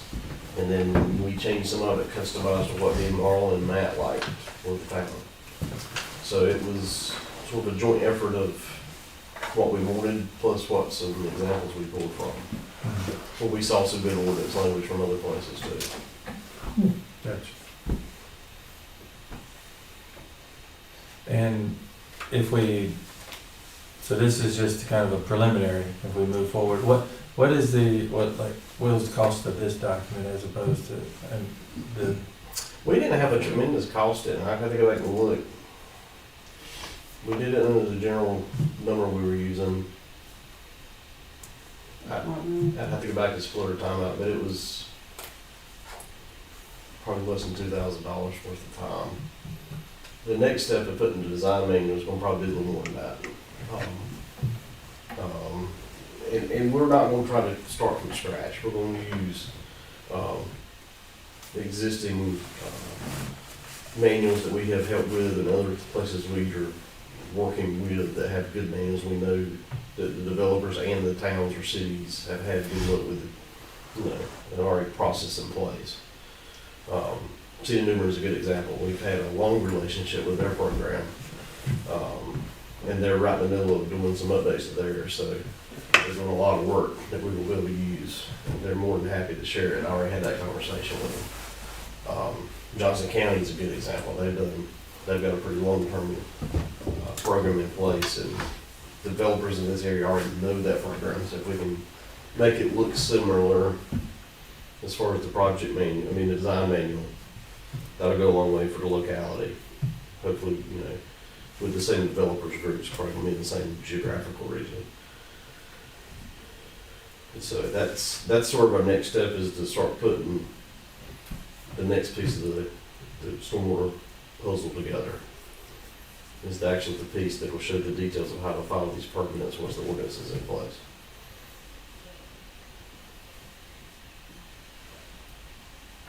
any other questions? Yeah, my main concern tonight was to make sure nobody had any real heartache or any piece of this right now. So do we get, are we gonna just kind of reviewing it and we're not making any kind of motion tonight on this, or are we? It would, if you're comfortable with it, yes. If not, we could wait till the next meeting. Well, I would prefer that we carry over so our study a little bit closer. I would agree. I read most of it, but I did have some questions, and I'd like to, now that I've heard what you said, it makes more sense. I'd like another. And it's one of those things is y'all read it and y'all hit something, call me, let's talk about it. And, Okay. you know, there's a lot of information here, I know. And I can tell you some real world examples of what it's actually talking about. I concur with everyone else. I think I would want just a little bit more time to look over it myself. I want us to continue down this road, though. I think it's real imperative that everything we're doing for stormwater in Princeton, and with the potential for development to continue like it is in Johnson County, we need to keep this ball rolling. A new subdivision may fall in the door any minute now, and right now the town really has no way of saying you have to do this, other than just asking them to do it out of the gracious of their heart. With the subdivision you have right outside the plant that's partially approved, ready to go, they did some of this on their own, and we're very gracious of that. They've got some stormwater controls in place, because they knew the issues as local residents and business owners. They've got some stormwater control measures in place on that subdivision plan. And they asked us about it, and we told them what we wanted to see, and they included it. So, but the next one may not be that gracious. And Tyrus may not be at our January meeting, so, but When feel free is to. that meeting? Because I can, It's a January meeting. January 3rd. there's a possibility I may Is the be, 3rd or the 10th? Third. It's the There's- 3rd, because our holiday is on the Friday. there's a possibility I may not be physically able to be here because I'll be moving a kid to University of Pikeville. But I could possibly do a Zoom meeting if I need to. Where is that at? It's in Kentucky. Oh, okay. Oh, okay. So you're from Pikeville, North Carolina. So I have a 18-year-old that has gotten real passionate about archery, and they offered him a partial scholarship to go shoot on the archery team. So he's moving to Kentucky 6 hours away. Yeah, I thought it was one of those funny names for a Wayne community or something. Like people call Campbell, UCLA, University of Campbell between Lillington. So for 17 years he was going to NC State, and then this past year he's changed the game on us there. Out-of-state tuition is, Well, he's done pretty well getting his financial aid package together, so we're not complaining too bad. well, we'll handle it by Zoom, and if, but if there's any questions, Marla can provide his email or whatever, or I got Love cards to. in my pocket if you need them. Okay. Some of you already got my numbers. While we have Tyrus, can I ask him other questions about our ongoing training? Yeah, I can give you an update on all the projects. Okay, we'll do it first and then. We got one more thing to talk about before we talk about that. Okay. So you asked about the existing things, we have an idea on that too. Okay. We want to create a stormwater utility and it would be like a monthly fee on the utility bill. But we would have to decide what to set, and the School of Government actually has a class on that this week that I've signed up to go to. But I cannot go if you're adamantly against it. But it's a utility just like trash pickup is utility and water's utility, sewer's utility. But you set this fee and collect money per utility bill. Most people have a flat fee, and the School of Government has this dashboard that we found. This is a very new tool that was published this year. So I pulled up, these are the 2021, 2022 rates of people who already have stormwater utilities. And I picked the city of Goldsboro because they're in the Goldsboro watershed, and one of the ways you can isolate it is by watershed. So this is the Neuse River watershed. So all those dots represent municipalities that have stormwater utilities. And then it tells you that down here at the bottom, the median flat rate is $4.75 per month. And then the median revenue is $51 per capita. And so, but as you highlight each one, it tells you who it is. So Raleigh, you pay $11.90 per month. This $4.50 is Goldsboro, it's yellow because I had them highlighted. Person County is $1.33. Hillsboro $6.25. But there's some rhyme or reason to how these numbers were calculated, and that's what the class in Chapel Hill this week is about: how to establish the utility, how to set your rates, what rules, general statutes are that govern it. But our first question is, are you interested in pursuing this? And what we'll be doing is, while we're fortunate we've gotten some grant money and some legislative money, and we have ARPA money that we are planning to pull on to fix a lot of our drainage stuff, things are going to deteriorate and break down in the future, and this will be a way to start banking money towards those future repairs that we know are going to come, whether it's 10 or 15 years down the road. Or to identify capital projects where you're looking at regional stormwater devices. One thing you'll see when we get when I talk about Pine Street, the South Pine Street project in a minute, is we're actually incorporating what's considered a regional device there. Is something that affects not just the property it sits on, it's to serve the community as a whole. For opportunities where you have like that, capital improvement projects, just like you would for water and sewer, is to look at when you treat it just like that, it's almost like an enterprise fund, or it may be an enterprise fund. It is an enterprise fund, but right now we have water sewer capacity fees that we charge, and they automatically go into reserve, and we hold on to them for capital expenditures. The water we've never spent yet the sewer money, but the water we have purchased capacity from Johnston County several times with the water money. But this would be the same kind of, we'd be on the water bill, we collect it, it'd come in, it would not be budgeted out, it would go into a reserve fund until a project came along that met our definition of what we were collecting the money for. And we're not trying to get y'all to make any decision. This is an introductory conversation. This is something probably to be discussed in a workshop sometime first of next year. Rates, majority of the rates for most of the municipalities that have instituted this utility, or it's a flat rate. It's a certain amount of money for each customer. It doesn't matter if you're residential or commercial. Some have gone as far as, like, I just had a conversation with the Town of Apex stormwater personnel. They have just finally got theirs up and running. They went as far as they are assessing it per square foot of impervious surface on a tiered rate system for something for residential and commercial and industrial, and they're using it based upon their GIS emissions. I don't think the Town of Princeton, that's something y'all probably want to entertain, but you don't have the capacity and the staff to administer something that detailed. So it goes from that advanced to flat rates and somewhere in between. Some people have a flat rate for commercial and some have a flat rate for residential. It's just something to think about as a conversation as we go forward. But Marla should get a lot more information at the class if y'all can allow her to go to it.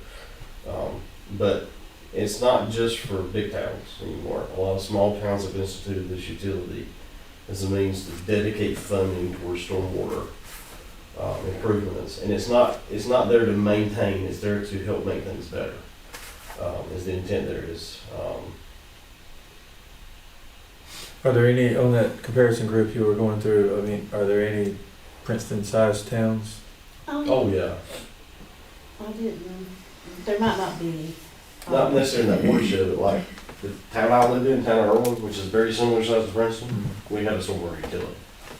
And Smithfield does. And what is yours? Is it flat rate? In or Irwin? $2.50, I think. Well, I actually don't live in town, but $2.50 I think it's $2. per water bill? And Smithfield's is on the water bill, and I think it's around $6. But $2.50 per water bill nets in $97 per capita.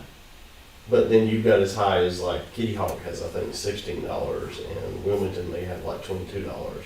Good. Well, they have other issues at the coast. Mm-hmm. Irwin has 4,000 people, we only have 1,200.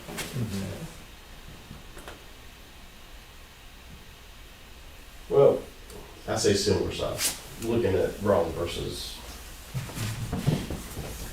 Well, I personally, until we put this in place, going to that class virtually or in person, will identify what our help us look at what our capital needs are and identify what the potential charge would be. But if we get a kitty of 50,000 a year or whatever our needs are, it can help us fulfill some projects that are for maintenance purposes. Yes. Part of what you tasked us with was to look at funding mechanisms. This is one of the funding mechanisms I think the town really needs to investigate. Is there a consensus that she attend the class? It's not much of a cost, is it? $300. When does, later this week? I don't see any problem with it. This is a little bit different than that I mentioned before, floating bonds or something to pay for the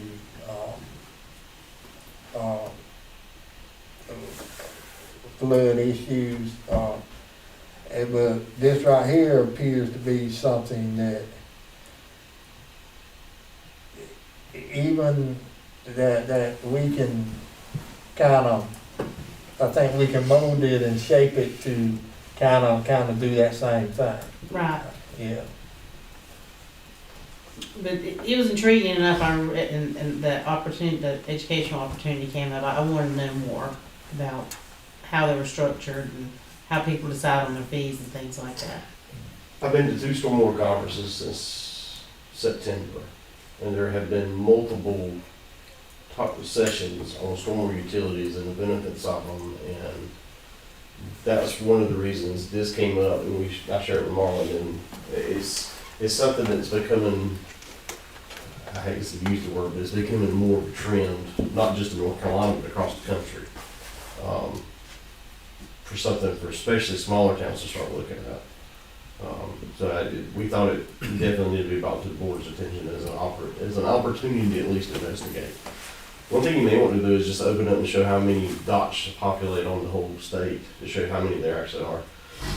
On that dashboard, the size of the dot represents the size of the actual fee. So, Bigger the dot, the bigger the fee. yeah. Somebody's got a great big tree. Carolina Beach. Well, the key for the last 2 years is we were trying to be proactive, and certainly we've had some opportunities to get some of these projects funded, but those opportunities may not be there in the future, and we need to be proactive in getting reserves in place. And what Mr. Martin mentioned about floating a bond, when you do a bond, you kind of identify a project, and then you get a budget and figure out how much money you need. And so this would be actually doing it in reverse. Right. And then you most likely would have to do some type of tax increase or allocate tax money from somewhere else to make that bond payment. Because if nothing else, we can use this to make the yearly payment or. Right. Right. Or if we structure it in such a way or lucky enough that it builds up, it might just be, rather than floating a bond, it might be our source of funds. We allocate a certain project a year to fund, come out of that fund. And in that way, it would be similar to power bill money. You could spend it for a specific project, or you could use it to make a payment on a bigger project you needed finance for a period of time. Okay. I think consensus is to move forward and Yeah. attend that class. Yeah, and I'd like to see some numbers of how much you think it would actually take. Just doing a quick, to get $50,000 a year, 600 customers, if it was all divided evenly, would be $6.94 per That's water bill. 700 customers. 700, okay, well, maybe $6 or something. Just We Just were throwing that out talking, there. we've been talking, you know, between that $4.50 and $5 figure, just based on the medians that we were seeing. One of the sections of the class is how to calculate considerations and calculations of your fee. 700 times 5 times 12 is 42,000. It's a start. Yeah, and then you need, that's a flat rate, so do you charge your businesses more than your residents? And Yeah, that would be all good for discussion. My personal feeling right off, you know, had to be something to do with size, because like Food Line has a whole lot more runoff than you're having the same conversation. you know, any of us at a residence or something, so it kind of wouldn't be really fair. Yep. Okay, that's how she goes and learns.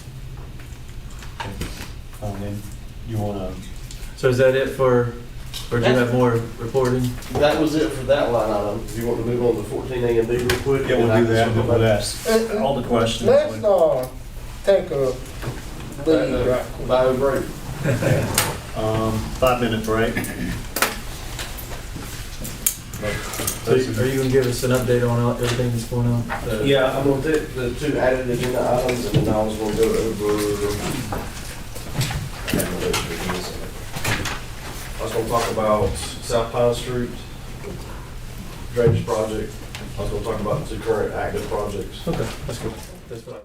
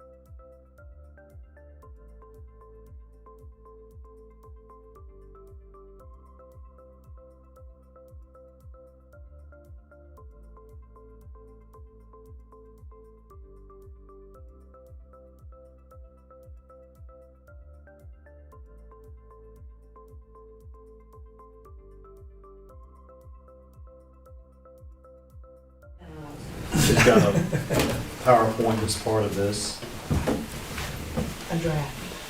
draft.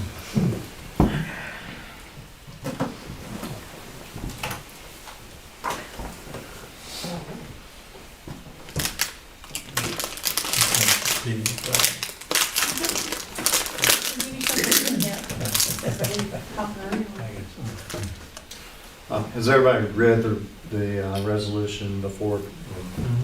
Okay.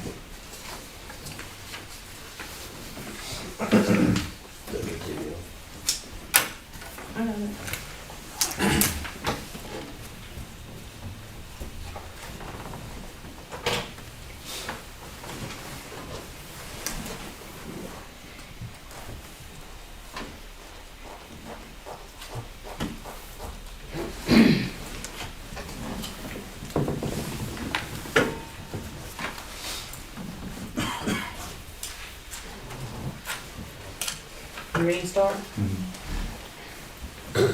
Okay. So we're all aware that the state's planning to upgrade Highway 70 to Interstate 42. There's a project identified that starts in Wayne County and comes through Johnston County 270A. This designated project R5829. And this outlined red area is the majority of it. And they've divided it into two sections. Section A goes just inside Johnston County up to the Bojangles intersection. And Section B picks up from there and goes all the way to 70A. This is the current timeline. They're going to start doing some final design and noise analysis in 2021. The right-of-way acquisition for Segment A is scheduled for 2024, and Segment B 2025, and then construction in 2026 and 2028. The current estimated cost is $264,600,000, of which they've already spent $2 million getting to the point they are now, which is preliminary design.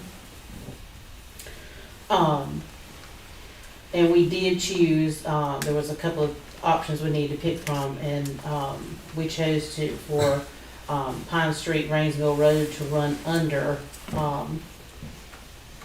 the new interstate, which, if you can see my mouse moving around in circles there, which is that area there. So the red would be bridges over Pine Street, Rainsville Road, so that traffic would move freely underneath right there.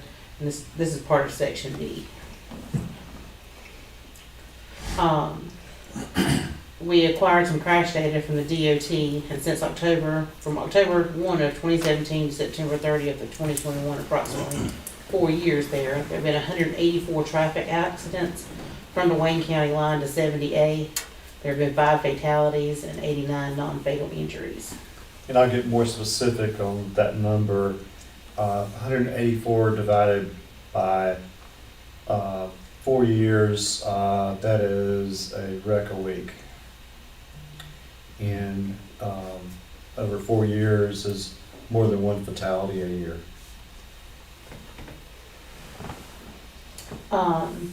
Johnston County schools are having a problem at Princeton Middle High School athletic fields with flooding because of piping under Highway 70.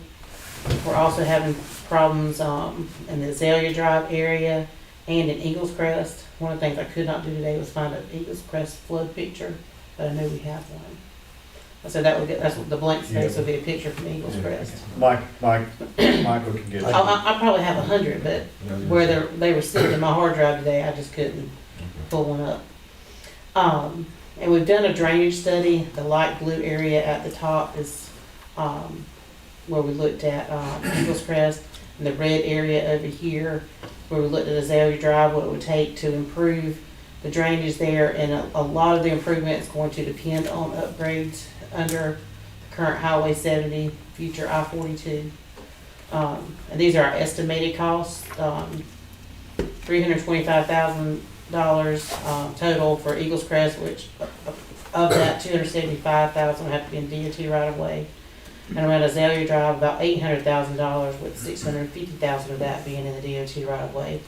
So we'd essentially be asking the DOT to spend between $900,000 and $1 million to help us solve the drainage issues in those areas related to the piping under Highway 70. And I think the initial reaction was, I don't think we're gonna spend that much money if we're gonna completely redo the highway in the next few years. And so that leads us to North Carolina is gonna receive $7.2 billion for roads and highways over the next 5 years. And so. If you'll go back to the prior slide. Mhm. The needs for the Princeton High School has been identified at $750,000 for the culverts that are running under the high school. So that's in addition to this. I do have funding from the General Assembly, but it's not going to cure all. Do you think we need to add that as a line item there? It's a separate project. Yeah, I'll. Yeah, I think so.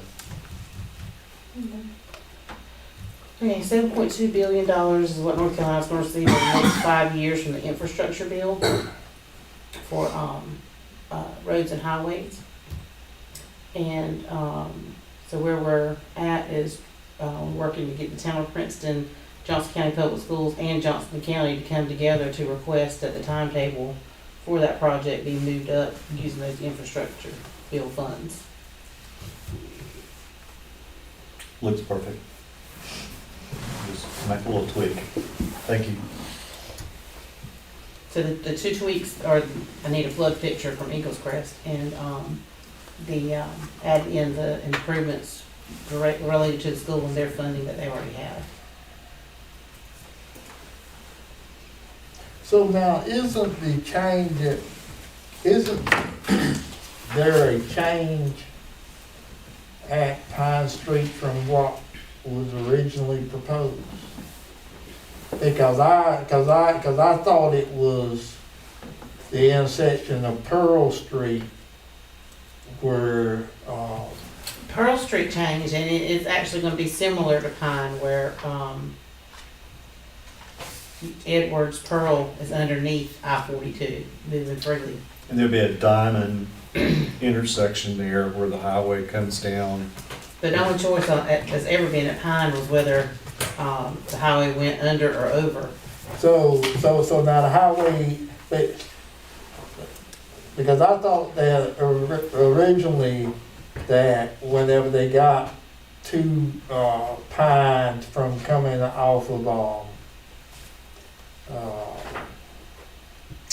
whatever the road name is, that they had to go right and go down and then go around. No, Rains Mill Road and Pine Street will go under the highway. There will be no access to the highway. So if you were coming from Cornwallis Road or further north, you would have to turn left and go down Cornwallis Road and then turn right on Edwards Road to get access to 70 Highway. And there'll be service roads from Old Rock Quarry Road to get you to, or you could come into town and go out that way. The clarity there is to have two intersections, one at 70A and Edwards Road, Pearl Street, that gives us access to town. But the immediate need is water, there's inadequate culverts under the highway, and the only way to improve that area of flooding is to have cooperation with DOT. And when I met with Sam Lawhorn, which is our engineer for Johnston and Wayne County, $2 million, if it were to be funded 3 years from now, they dig it right back up again. So this is going to happen, and right now, no one is purchasing property in and around the 70 highway for development because they're waiting for this to happen. So there is money to fund this project if we request it. So that's what we're requesting. Or this resolution is to request that for consideration to fund the project.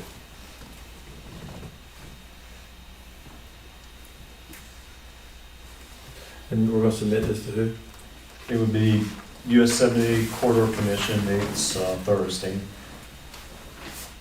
That the proposal that we had way back, because we did there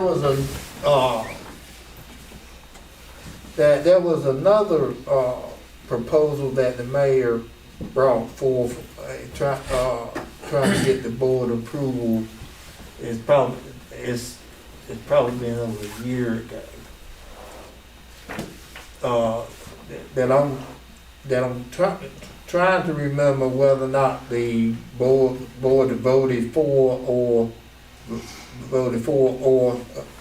or against that particular one, because and yes, we know that that this is going to eventually happen, but whenever it happens, the people that stay on the other side of the road, that it is going to slow up rescue and fire being able to get there. And one of the issues that I can recall that I had then was that I wasn't willing to vote for anything where that it was jeopardizing lives, even if it's for flood mitigation, because if the fire and rescue can't get there in a timely manner, that minutes does matter. I think there were some concessions made to make it easier for the rescue vehicles to cross over, because I know the fire department did in the Johnson County Rescue too endorse the final plan, the final draft. Yeah, and we passed a resolution 2 years ago supporting the supporting the US 70 I-42. This is requesting funding early. Primary reason is we cannot fix the flood issues without NCDOT fixing the highway. And future development is also a big concern, because we're the fastest growing county in the state, one of the fastest growing in the nation, and we don't have a lot of development going on around us.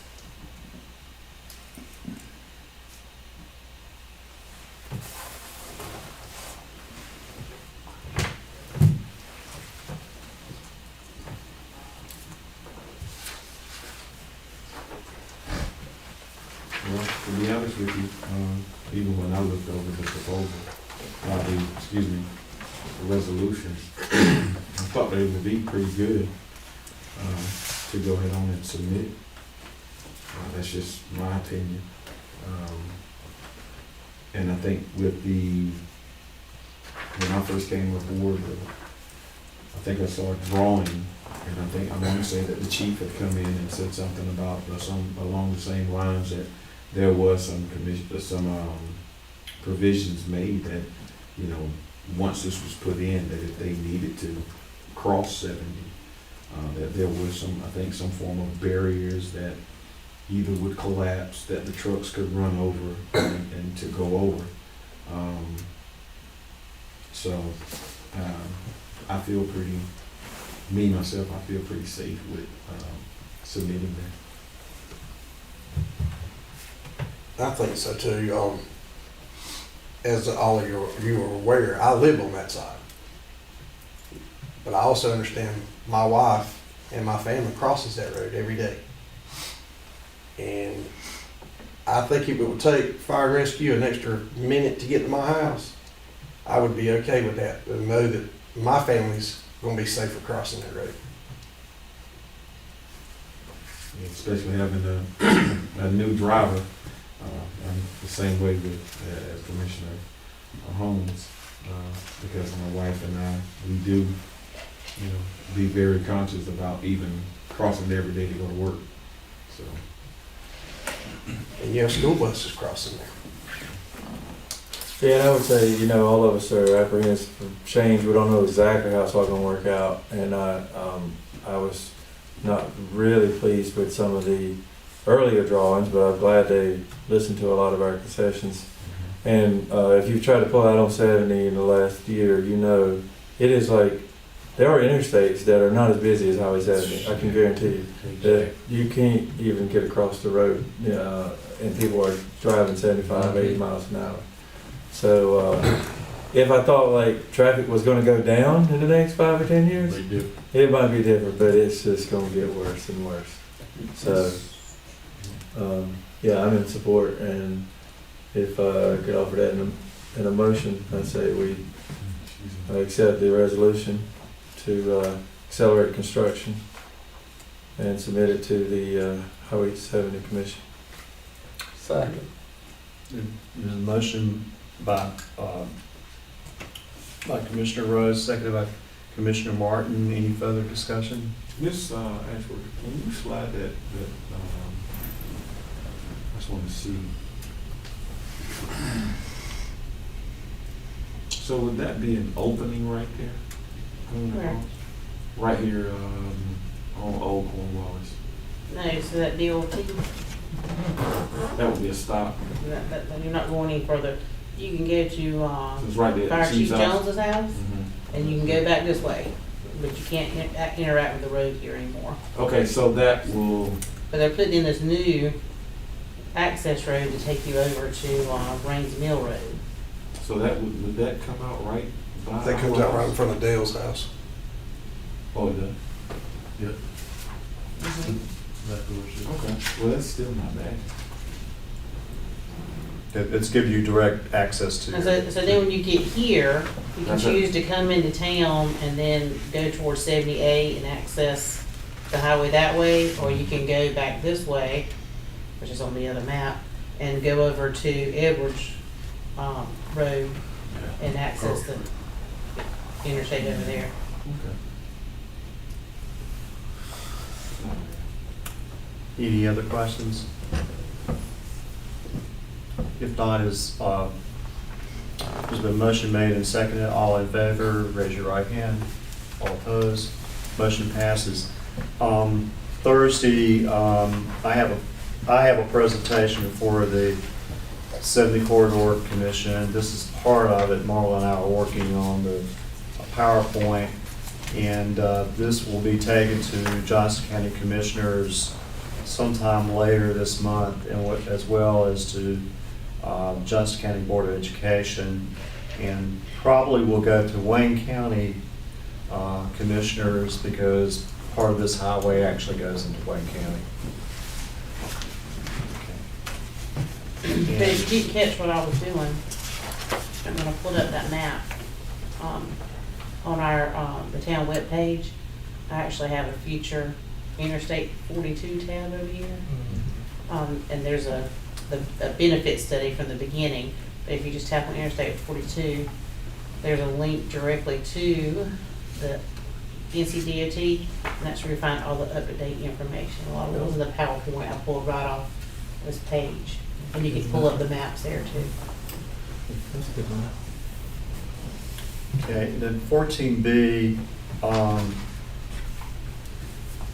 if you don't know Charlie Williams, he lives on Ballpark Road, and he owns the farm on Ballpark Road and the farm that our ditch actually goes through.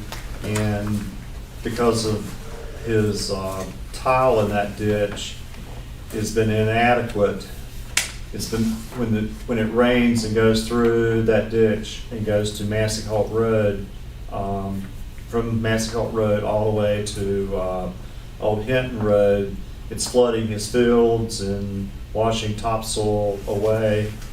And so through Wayne Worley with the fire department in assistance with the town, he contracted with USDA Soil Conservation, and they are actually going to assist him with a soil conservation plan, putting some dikes in his farm to keep the topsoil from washing away, doing away with the culvert that is back of the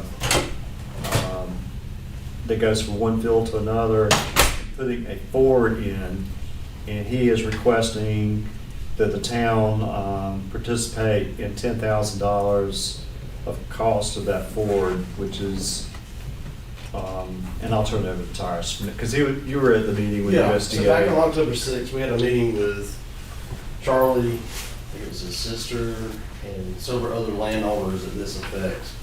So you can see on this, I'm gonna sit back here and point a little bit. So our South Pine Street project, all the water from the southern part of the town basically ends up at this location here and exits a ditch beside the ballpark and follows this ditch line all the way over here and then eventually dumps into the Beaver Dam Creek down here. So pretty much we can, with DOT's assistance, can address the drainage structures along Massey Holt Road back into town. Once it leaves the ballpark, they have an old farm culvert right here in this ditch where they drive across to access the field. It's a very small pipe.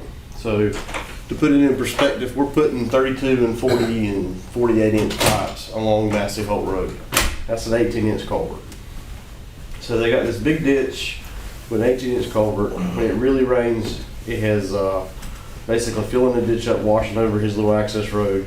It has highly eroded his ditch line over the years to the point that he really wanted to do something about it and try to assist the town. So he brought in the soil conservation group. They did a pretty significant study of his field, on how to stabilize his field, how to make the drainage better in the actual ditch itself. So we're not washing pollutants downstream from the erosion. But we also looked at that pipe. That pipe's a bottleneck basically for that drainage system. The best thing you can do there is to put an open ditch back in place. So what he is trying to do is to be able to keep using his farm fields for the farmer that's leasing his land. Is they want to pull that out. It was a solution came up with by the soil conservation, and I agree with the solution. It's a very good engineering practice. Is they want to pull the pipe out, open the ditch back up, but at the same time actually reestablish what we call a low water crossing or ford back across the ditch to drive farm equipment by putting a rock stabilized matting across it so he can drive his tractors across it, but when during a storm event you have an open ditch back in place. There's no small pipe holding the water back. It's going to basically be a huge benefit to the south part of town, for Town of Princeton, to allow that water to go ahead and pass on out of town and flow down that ditch and get the Old Hinton Road quicker and get out of town. We also looked at Old Hinton Road. That structure down there is a DOT structure. It's got some vegetation debris around it, but overall it's a pretty open structure. It stays pretty clean. They have set up three-phase approach to that whole ditch line all the way out to Old Hinton Road that they're gonna try to attack. But the first phase of that was up there near the ballpark to remove that structure. If the town would be willing to participate in that, it'd be a benefit to the project where I'm fixing to give you an update on that. We're trying to push forward towards a bid date here shortly to address a lot of those concerns on the south side of town there. That we're fixing to try to get the water out of town quicker into that actual ditch system, so. So when you say they're gonna take out the 18-inch culvert, and they're gonna put what type of bid? So basically, they will remove the culvert. So right now, you got to think of it like the culvert where you cross the driveway on the roadside ditch. Coming off the road, there's a culvert and the driveway goes across it. This is the same application. They're going to pull the driveway out, the culvert out, and basically widen out the road approach to it, and actually let the farm equipment drive through the bottom of the ditch. Okay. And stabilize it with some large rip-wrap type rock, because the tractors, of course, can drive on a stabilized rock bed, even if it's a little bit wet. Okay. Gotcha. This is not for vehicular cars. This is for their equipment. Okay. That's when you were saying open ditch, and I'm thinking, okay, well, if it goes down in the ditch. They're going to line the slopes in that location enough that the tractors can cross it with their discs and harvesters and stuff. Okay. The farmers leasing the property right there and agree, and they like the solution also, because right now the way that crossing is oriented, as you can see, it's not perpendicular to the field. It's not a good crossing. It's really constrained. It's real small. They have trouble crossing it anyway. They're going to realign it parallel to the property line, make it more usable to them, and actually help the drainage feature at the same time. It'll make it more stable. Will part of this money go toward cleaning that entire ditch out and getting it on grade? That first, what he sent us his documentation, that first phase of the project, he said he's gonna end up spending about $30,000 total for that first phase of the project. What he's identified in the first phase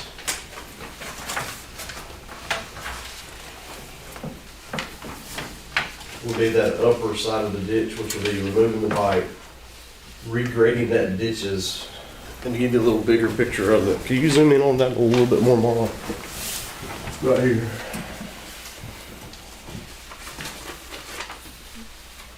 You want more? Anyway, the angle at which there's actually two ditches there. There's one that comes in from this angle, and then the ditch comes in here and takes a hard turn. They're gonna regrade that whole intersection so it's more of a fluid. It just You can see cleared it better up, now. and it took a minute. You can't see that one as much, but that you see there's sort of a hard turn right here, and then there's almost a 90-degree bend right there. Part of that whole operation is they're going to put the crossing right here and take these two ditches and make it more of a curvature come together so it's more stable and let the water flow more easily down this piece of the ditch. One of the tools also is currently the farmer is tending very close to the Yes. ditch. And on each side of the ditch, there'll be a 10 to 15 setback, and there will be grass or some substance that will stay there to keep the ditch from walking away. It will be a barrier it might be trees at some point, but it will be something to keep the ditch from washing away. I took it from they're probably not going to let woody growth establish. They're going to try to keep it so they can mow it and maintain it. Part of the soil conservation's task is not only is to help drainage, but also conservation. So anything they can do to help curb and prevent erosion. Right now, the farmer is literally trying to tend right up to the edge of that ditch embankment to the point that it's filled in. So they're going to try to reestablish the ditch line and then try to reestablish grass and stabilization back on the ditch bank. It's also an educational process for the farmer as well as fixing some of the erosion and bad practices that have occurred over the years with that farm. soil conservation will also put some diking in and Yes. and terraces to keep the water from washing the topsoil away. Years and years ago, when farmers were using smaller equipment and even before equipment, when they're using horse and buggies and plows and mules, they put dikes and stuff in there to control water runoff intentionally. And over the years, as tractors got larger and equipment got wider, they like to drive straight lines. So people tended to plow over the dikes and the dikes went away. And that's what has occurred a lot with this farm. And that's part of what soil conservation is trying to do, not just with these property owners, but others also, is trying to show people that there is a benefit to keeping those terraces and dikes in place on a lot of these farm fields. Over time, it helps you keep your good soil on the farm fields. It doesn't wash off. So, and there's a benefit to taking a little more time to try to conserve and keep these practices in place. So what is the, assuming that we press forward with this, what is the timeline that we're looking Mayor, you've talked to him since then, but when the last one we were out there, He he is was ready wanting to to go. get the Ford built prior to January 1st. So they could use it with that kind of planting system. um, So they'll actually probably be in place before we get our project completed. which is downstream from our project, so it's perfect. What is phase 3? This is 2 phases. What's the third one? Putting the dikes in place. Yeah. So is any phase of it clearing the ditch or grading the ditch, or is that not necessary? That's the waterway work.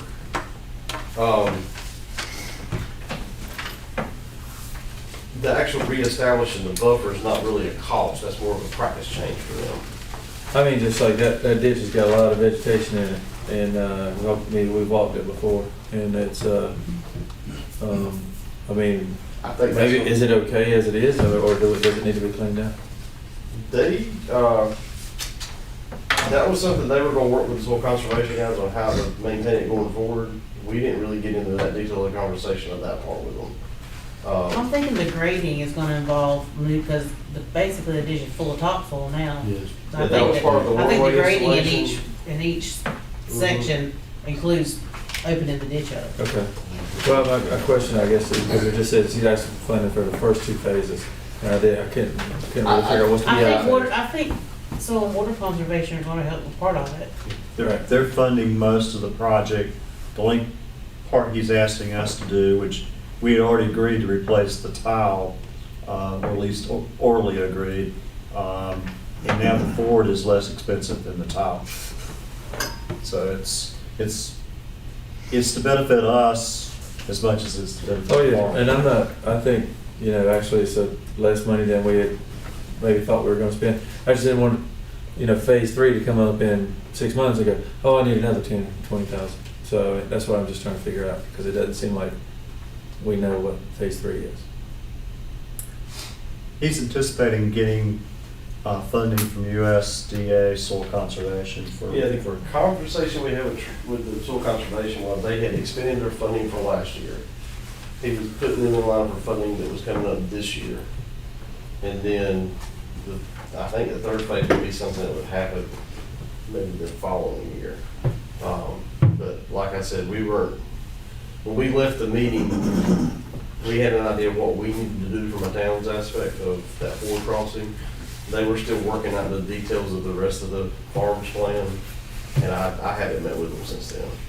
And I don't know if the mayor's had any more details. I briefly met with him 2 weeks ago, and he just said he needed 10,000 in order that he was going to be doing the Ford very shortly in December, and part of our discussion was replacing that tile with bigger tile, which was more expensive than this proposition, and I think we all have synergy in paying for this Ford.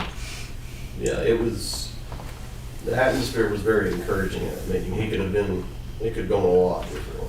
And he was very much trying to help the town as much as himself too. Because he understood the impact it had on the upstream And as far as, this is a much better option than putting a piece of culvert back in place. Mhm.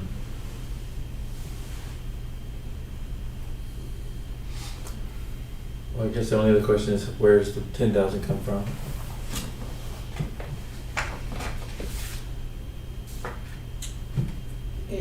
We should be able to take it from our, money that Johnson County allocated to us, because, this is part of the southern drainage improvement. Okay.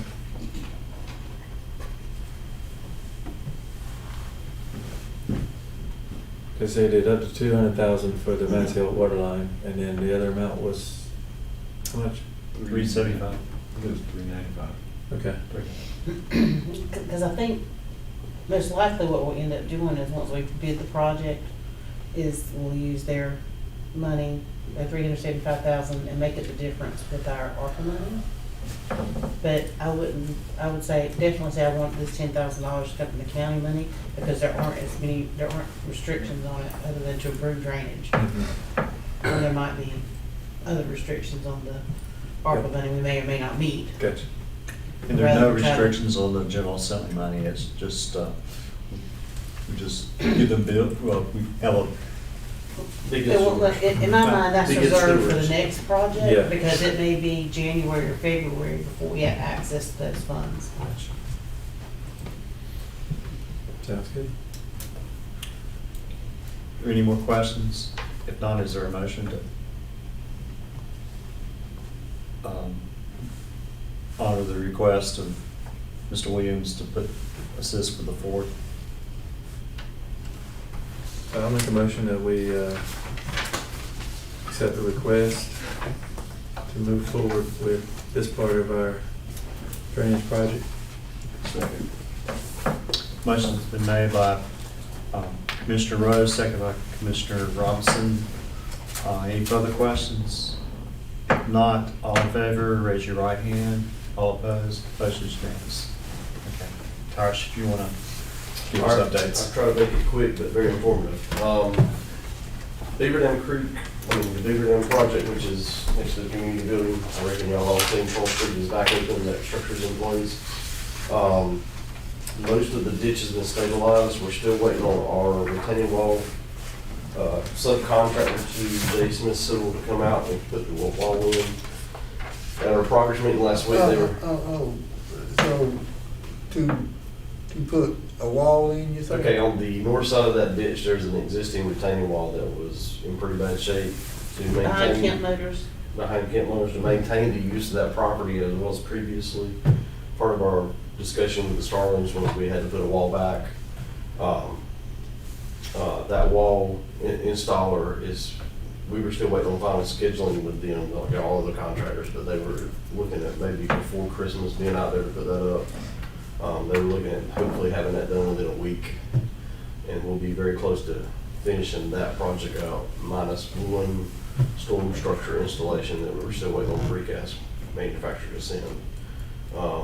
We hope to have an update on that in the next couple of weeks, but that'll be close to finishing that project up, of the two that are active. Of the downtown project, y'all have seen pretty much what's going on. They're trying to bury pipe and move pipes and slowly working through downtown.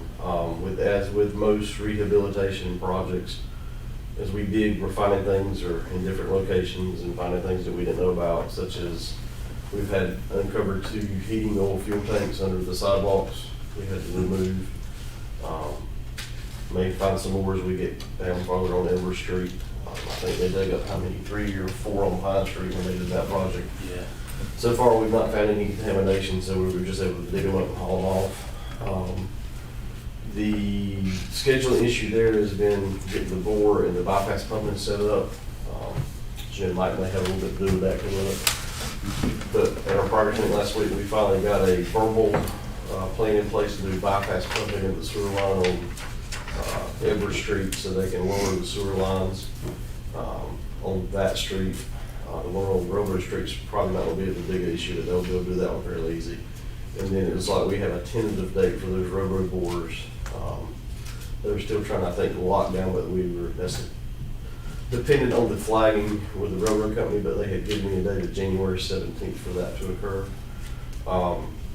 Discussion-wise, you may see a concrete crew come in to start doing some of the restoration work from Pearl Street to Center Street on Edwards, and then the work on Edwards Street maybe start going back in place. And don't know if we'll get any asphalt down, but the concrete curbing and sidewalk may get patched and put back together here before Christmas. They were trying to make that happen. They intentionally demowed last week to try to get out of the way for Christmas parade, and intentionally we're not going to do any bypass pumping until after the Christmas season because of the downtown businesses. That was something they mentioned. I didn't really argue with them too much. From a contractual standpoint, they've got 2 or 3 months left in their contract to get done, so we're well within their schedule for that work. Hopefully they've been fairly good to work with the downtown. We've not had hardly any complaints that we know of. Other than just, I know it's not the best day to work around, but they've seemed to have kept things pretty tidy from what we've seen. They've been fairly easy to work with. So we're pretty happy with what's going on so far. At least it's been dry. Yes, don't say that. Jesus. Yeah, we've been real encouraged about the weather. So going on to the other ongoing projects, South Pine Street, we've got design documents about 80% complete. We've given those over to our environmental consultant to deal with the wetlands and streams permitting and delineation. They, I hope, have been in town this week. I haven't seen them, in the last week. Personal email correspondence I got from them Friday. They had started that work. So we'll be working with those guys and also looking at probably starting to knock on some doors about easement acquisitions. And I'll need to get some paperwork signed by certain property owners to be able to file for some of the permitting required on the environmental side. When it comes to wetlands and streams, I have to get property owner permission to file some of that paperwork. So I may need some assistance from the town staff to make those contacts. So that's moving forward about as quick as we can get it to go.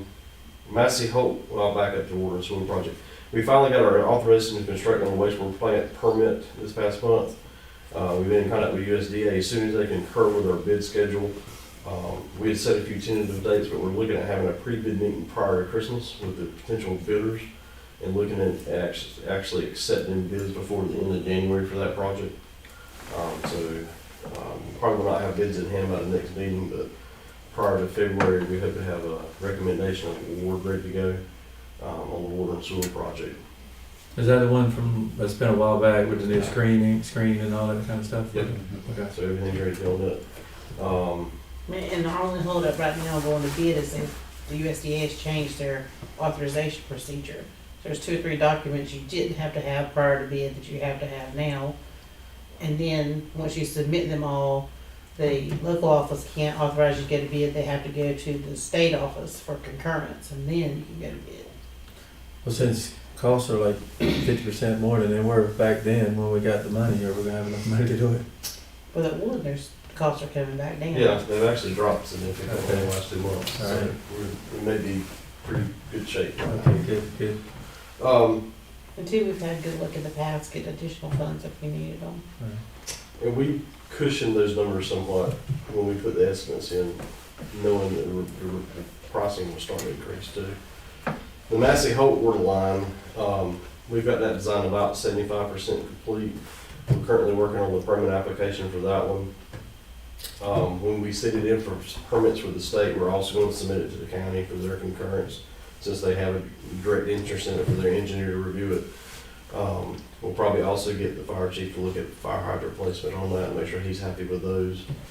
We'll incorporate the sorts coupling once I get some details on that. I think that was new, both on both of those projects.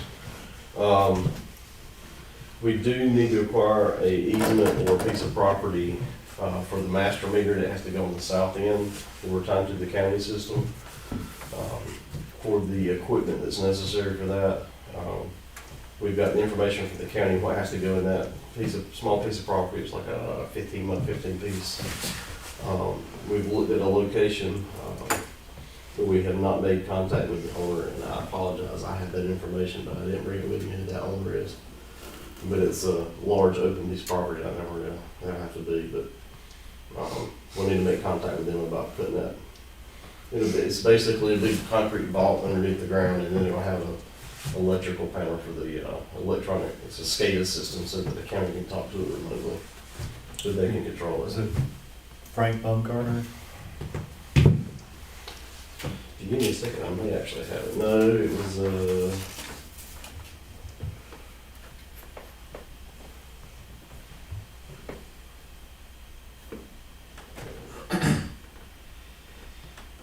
If you're talking about something else, I'll find it. Okay, I'm right down there. you got plenty to talk about. so that was the last active design project we had working right now, was that Massey Hope. Me and Molly were still working on, we may actually try to incorporate that with the bid package for the water and sewer project if we can get timing to work out. If the USD will allow us to try to take the benefit of one bid package and the volume there.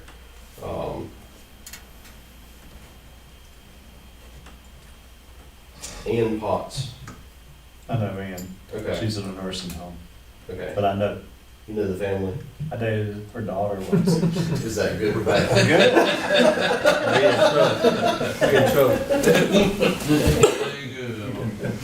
Okay, well, let me get you a sketch and then you may need it. Okay. What do you need to see? We're in trouble. I don't, her daughter probably has power of attorney. You said you dumped her daughter. No, I didn't tell her. She does him, though.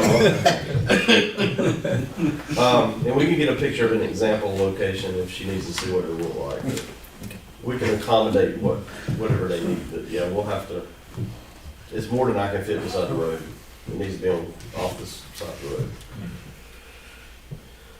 So we'll need some assistance there from the town.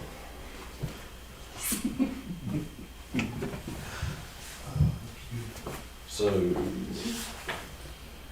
So I guess with water lines going on the opposite side of the road from running deer then. well, that's the location we're tying to the county Is line. that where it is? Yes, it's on the other side. She graduated from Southern Link. Dr. Potts. So we're also still looking for funding mechanisms outside of the utility for stormwater projects. There's a lot of SRF and other funding mechanisms coming in place. There is a FEMA funding mechanism called BRIC funding.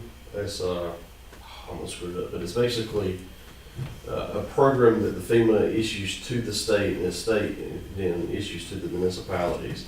We're at the very end of the funding cycle for this year.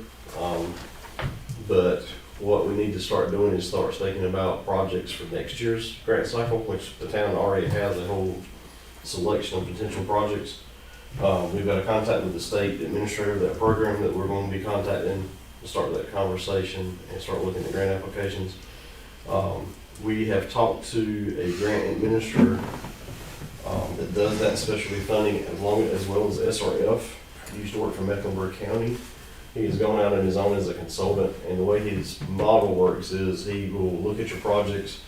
He's done enough of this over the last 25 years. He's got a good idea of what can be considered a good project that can be potentially funded by these different grant agencies.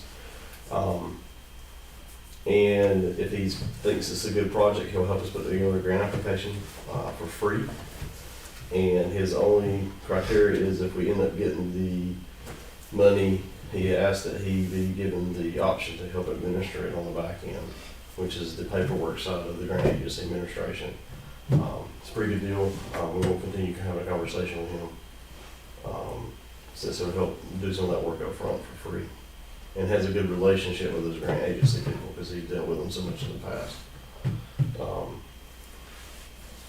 That would be for expansion of the water. No, this is stormwater. Stormwater, okay. Stormwater. Okay. The SRF is also for water and sewer, but we're specifically talking about stormwater funding right now. The BRIC funding is for resiliency, flood mitigation and resiliency. That's a big word right now. And what we're thinking about is phase 2 and 3 Yes. from the original Beaver Dam study, as well as the western part, First, Second, Third Streets John study Street. area. Yeah. Because that's the center of town, and we think we can make a really good resiliency case for that established area. So we had that more conversation with those, both the agency and Mr. Rose, I think is his last name. Right, excuse me, Rice. I was reading the thing, sorry. William Rice. We'll bring some more information back to the board next month. The General Assembly has $100 million designated for flood mitigation as well, and don't know how to access it yet, but that was part of, John Bell had put that in language in the budget. So then, yeah, and then Seth Robertson, who used to be with the state, is now working for Hazen and Sawyer. He's been giving some webinars over the last 2 weeks. I have not had an opportunity to sit through them. A lady from our office has sat through a couple of them. When I get a chance, I'll get her to download what she's learned from those lunch and learns. And he's had it open to everybody, and he's gonna be doing some more. So if we get those in, I'll share them with the town, and Marlon and I can sit through them. Just on the SRF program and potential for stormwater and just general infrastructure opportunities. They're not always a fit for somebody like Princeton, but that's some more of that infrastructure funding that's starting to flow through the federal government. So there's some opportunity for additional funding mechanisms that we've not tapped for yet for Princeton that we're still looking into. As far as like the timing of what we're doing, our discussion was having,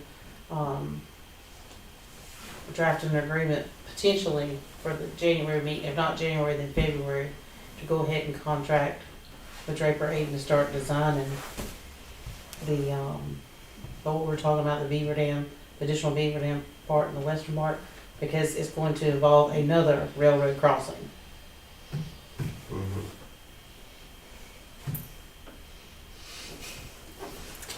The SRF money would actually come into play the end of next year, but the FEMA brick money, the application starts next year. The funding comes into place the 1st of 2023. The way it runs. And for what I've not actually done a project with it before because it's fairly new. It's administered very similar to the USDA type method, the way they do it, because it is federal money. It's not like your typical FEMA mitigation money, which is a good thing because that's a horrible process to go through. Y'all not really had to do that yet. Just to let you know, the town of Smithville has actually got an agreement with CSX to go under the railroad in South Smithville. And I don't know whose arm they twisted, but that was a 3 or 4 year process. That was the last time I talked to them. That was not going to happen. So they did something politically there. Must have.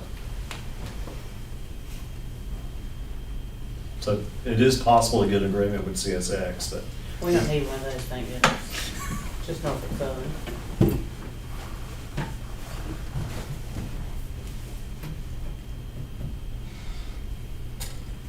That's pretty much for my updates, unless y'all have some specific questions about something I've not mentioned. I had a few, the curving, like you said, on Center Street and so forth, is that like wherever there's, is that just where it's ripped up, or there's not gonna be any like rounded curving added where it's a hard 90 right now?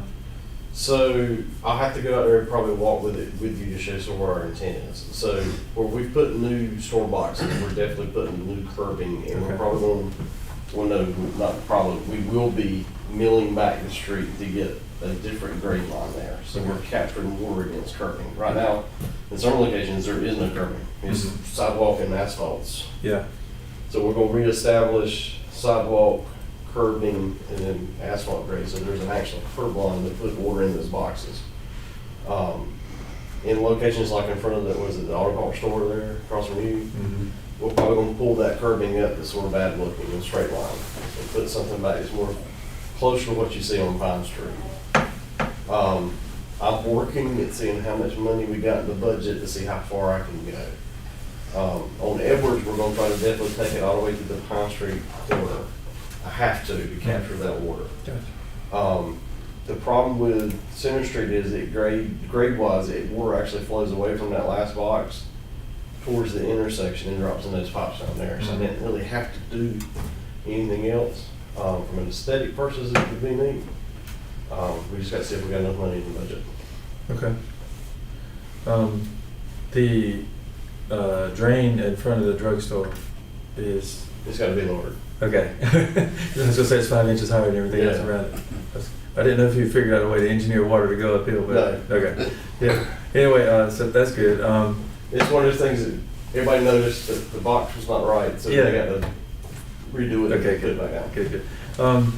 Is there any way we could get an email of just like I look at more or less like master, rollout maps of everything, of every grade, but just like a simple PDF with like red lines, like drains going this way, like whatever's new. Because right now, I feel like, I know there's a lot going on, but I don't really have a grasp of like where everything is going. Would that be hard to do? Just A drawing of what? Just the downtown drainage of what's going in new? everything's going in new, yeah. Just, is there kind of a simplified, without spending a lot of time, that we could just get a, Yeah, he have to do that, and I was doing the whole roll of It was plans. I'm like- like, I don't think so. yeah, I might this just- is, But I don't know. The simple, honestly, the quickest way is I might can just take some markers and color. that would be fine too. I don't need anything fancy. Yeah, that'd be great. Let me add it to my list. Okay, all right. And then, on the beavers, I've heard there's been some explosions going on downstream. Are we getting rid of beaver dams and? I'm not exploding. That's the mayor's project. Oh, okay. They're being relocated. Being relocated, okay. So that is actually going on and it's. Definitely relocated. But there's progress there? There's progress, but there is a lot of debris. There's a lot of debris that needs to be removed too. Okay. So we don't have, I don't have the list with me, but when Tyra started talking about things we've been talking about now, we just I started the conversation with just a list of all these things. And so, your project area, B and C, the western part of town, Azalea Drive area, Eagles Crest area, debris removal from the creek, the Massey Hope water line. So I think there were 13 different 14, things, yeah. 13 or 14. And so Major it was out of that discussion that we grouped together the Beaver Dam 2 and 3, B and C, whichever we labeled it, in the western part, and gave it where we think we need to go next because of the length of time we think it's going to take to permit it, and the funds we think we're going to have access to keep the ball rolling. And so we've talked to the county about, is there any money emergency management wise to clear out debris, and they didn't know of anything. But since the state budget's been approved, we're going to contact North Carolina Emergency Management and see what's going on, and then we might even look at potential FEMA funding, even though it's not our favorite thing to think about, but reaching out on the federal level, see if there's some FEMA funding, because we can identify it as former storm debris because of the railway ties that are in it, so that we know it's we can prove it's storm debris. So that's ongoing, so we don't have a solution for that, but it's all on the radar. Okay. All the studies we've done, we're looking at, and we're looking at funding sources, opportunities, because there's so many flying out right now. And so we're trying to talk monthly about what our projects are and what funding we've heard about and seen and where it would fit. Okay. All right. So some of those railroad ties floated downstream. Right, well, we knew they did, but it turned But that's not the only thing. the beaver There's still a hunter lot of- or relocator or whatever his title is, went from basically, was it Luby Smith Road? He went in at Luby Smith Road, he came walking out at the wastewater treatment plant. And Chad ran into him there and told her, and he said, you do have some beavers. He said, but they're only about 25% of your problem. Your main problem is just accumulated debris, and there are railroad ties in it. And I think Commissioner Rose did some aerial video for us Walk back to there, yeah. take some pictures of it so we can show people what we're talking about. But I don't even know how you go about putting together a bid package for basically sloughing through the swamp and picking up railroad ties. I mean, I don't even know how you. But surely FEMA or EPA or somebody has done something like that before. The Army Corps of Engineers, so we're looking at, my two plans of action were to talk to North Carolina Emergency Management about funding and if they have someone who can assist us with figuring out how to proceed to get it cleaned up, and then contacting the Army Corps of Engineers and asking the same questions. Okay.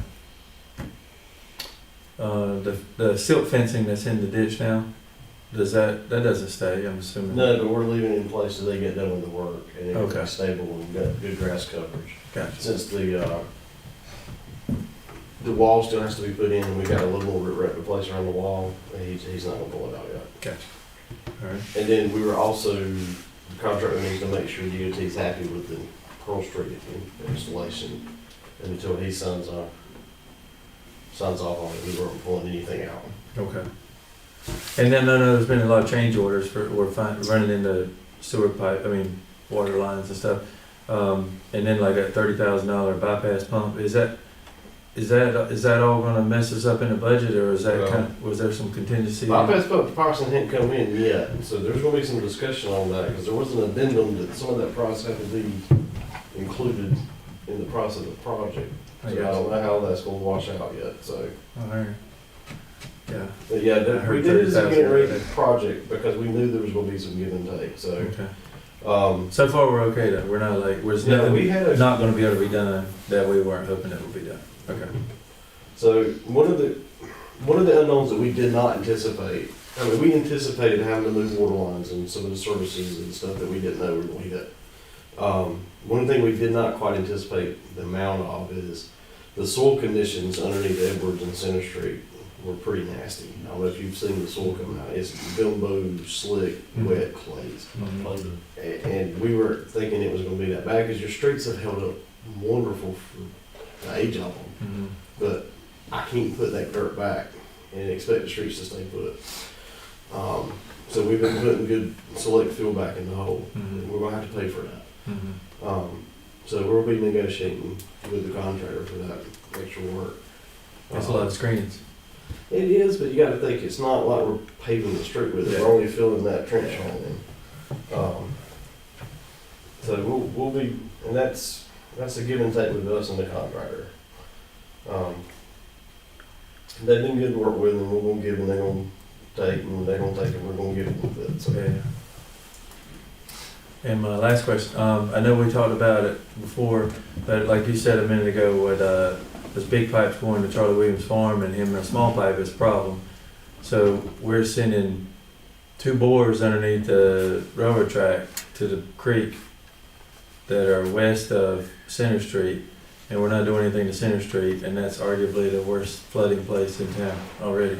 Right, and so that's why our next project picks up at Center Street and comes back this way. Okay. All Because right. that was one of the things that made it a priority. Okay. One, because we think that it's got the best chance to get funded, Okay. and 2, because we've got to do something about it sooner rather than later Okay. because of our other project. Okay. Okay. Gotcha. Sounds good. And I have hopefully one final question. The application to upgrade our sewer plant, is that, where are we there?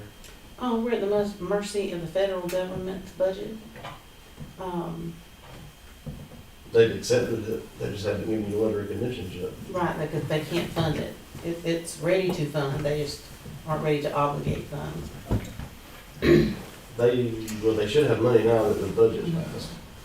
But it has to trickle down to authorizations and, We had meeting this morning to talk about it. That makes you feel any better internally, as we started talking through some of the options. We had So they're one- ready to start, but we can't authorize them to start. Yeah, ECT and Steve sat down and just started talking through some scenarios this morning.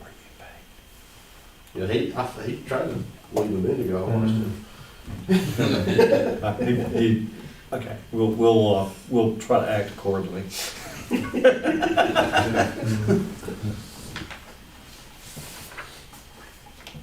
So yes, as soon as they tell us to go, we'll go.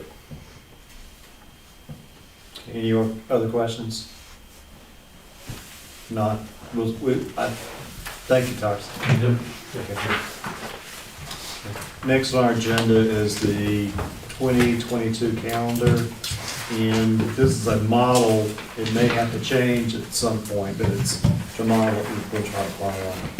So unless someone's got any if they're going to be on, if they can't meet this schedule, let us know. We'll try to move it around. That is it. I mean, we changed because of Veterans Day, thanks, and a couple other holidays that were Veterans Day and Labor Day, I think, were the two holidays we. Independence Day and Labor Day, what we usually have to make accommodation for. Is there a motion to move forward on the calendar? There is. Second. Motion made by Commissioner Robertson, second by Commissioner Rose. Any further questions? If not, all in favor, raise your right hand. Okay. Next is the certificate of sufficiency, which is to annex the Princeton Church of God property. I did the certificate of sufficiency showing that the petition includes the metes and bounds, that the address of the owner of the real property is included, the signature is included, and the nearest point of the proposed satellite corporate limits is no more than 3 miles from the primary limits of the town hall. No point on the proposed satellite corporate limits is closer to a primary corporate town, and I put the maps in your packet so you could see the mileage.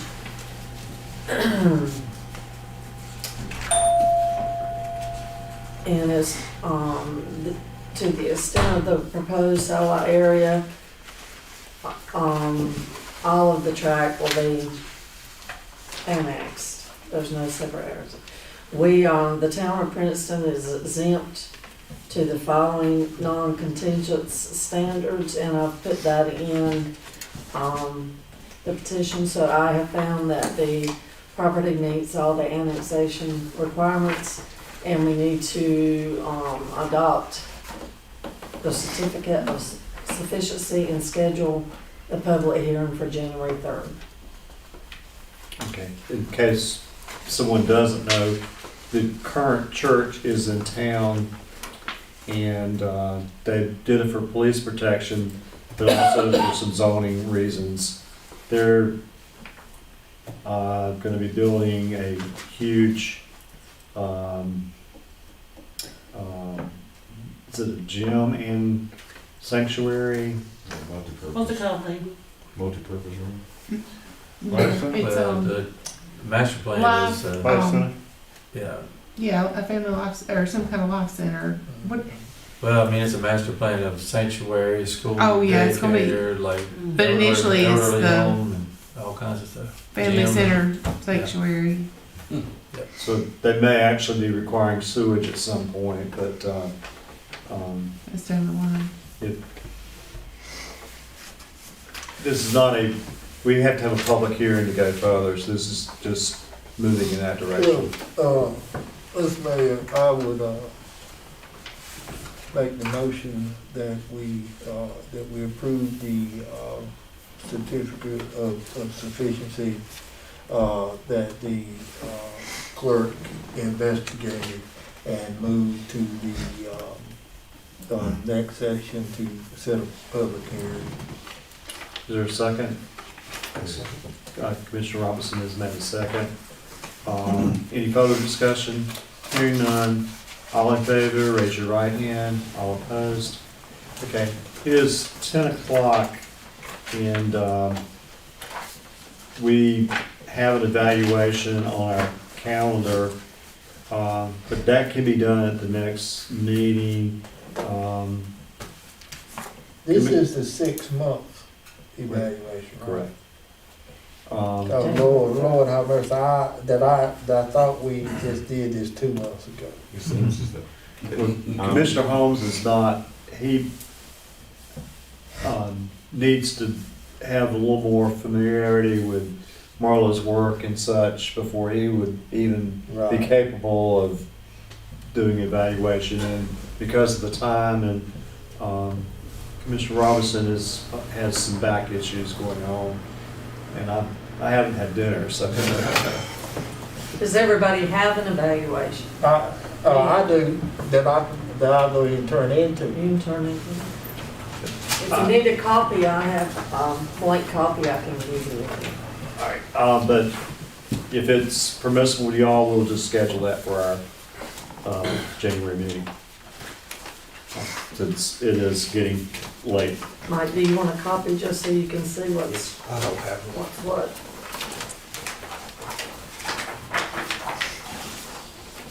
Can you get a personnel policy? So, see that? Yeah. Does he have a personnel policy? You want one? Does he have a personnel Yeah, policy? yeah, he's got So all our of job it. descriptions are in the back of the personnel policy. Yeah, I'm sorry, yeah. It kind of helps with the, And the only person that we have to evaluate is the administrator, that the administrator evaluates everybody else. Correct. So how, we do it every 6 months? Can, I guess my question would be why are we doing it every 6 months? And answer that question, that this was a long, drawn out process that is not very easy to change. And, most, agencies do 2 evaluations because, if you do one and see where the person is, and so if there's any issues, that it gives them six months to, come up on whatever issue. Cause I don't know anybody, and especially if it's a local state agency that only does it one time a year. And you definitely need to have an evaluation process because if you don't, if you try to get rid of somebody, you have some bad problems. We could go into that in more detail when we start the evaluation process. So is there any other business? I just have a few things. Thursday the 9th is the dinner at the village. Right. Is everybody gonna be able to go? Are you gonna be able to go? Now, where is the village at? It is, on the other side of Goldsboro. Do you know where Walnut Before Creek you Country get Club is? to, It's right before you get there. Okay, Same side. Walnut. What time does it start? yeah. Seven. Order off the menu. They have a great menu. Alcohol is on your tab. Town does not pay for alcohol. Might get exposed. I've included a phone log for the town, and then I also included a commissioner log, which has got the addresses and phone numbers for the one of the things I was gonna ask, why is the commissioner's race up there? Why, what now, I'm sorry? Race. there, 2 or 3 different, agencies require us to report it. And so we made Okay. a catch-all. Sometimes a politician they'll know all the commissioners and their wives. That's why your wife's name is up there. So it's not something we hand out just to any and everybody. But there are several different agencies to call where we have to report, names, dates you were elected, years you have served, race, marital status. I mean, it's, I can't even think of who they are now, but that's why race is on there, because that's something we were asked to provide. And so we just keep that, and sometimes we have to certify who the, board members are. The form that you got is the form that I have to certify. Somebody will send a request for a certified, commissioner list, and that's the requirement to be on there. And I just took the certification off and left everything else. It's not published anywhere or anything. No, it's not. Anything else? And it has to be a written request also. Anything else? Then I got one thing. Earlier tonight, that I kept a lot of comments to myself.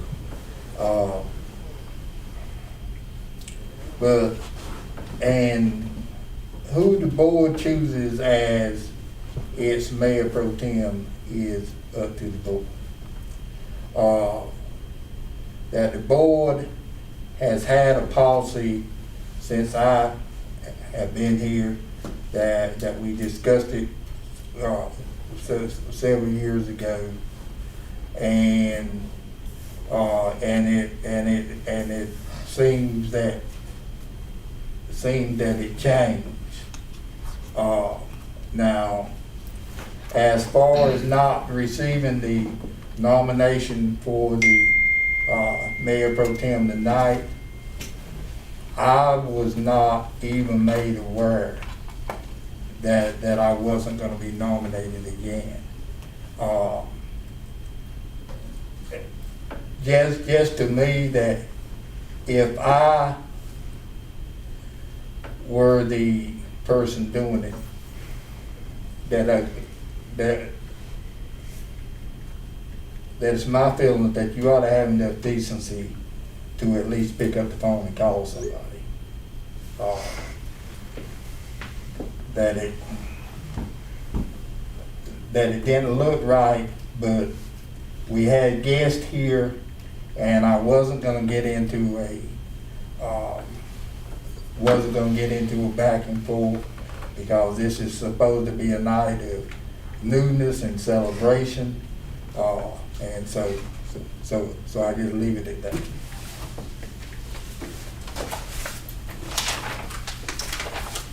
Any other business? If not, is there a motion to adjourn? There is. All in favor, raise your right hand. All opposed? Thank you.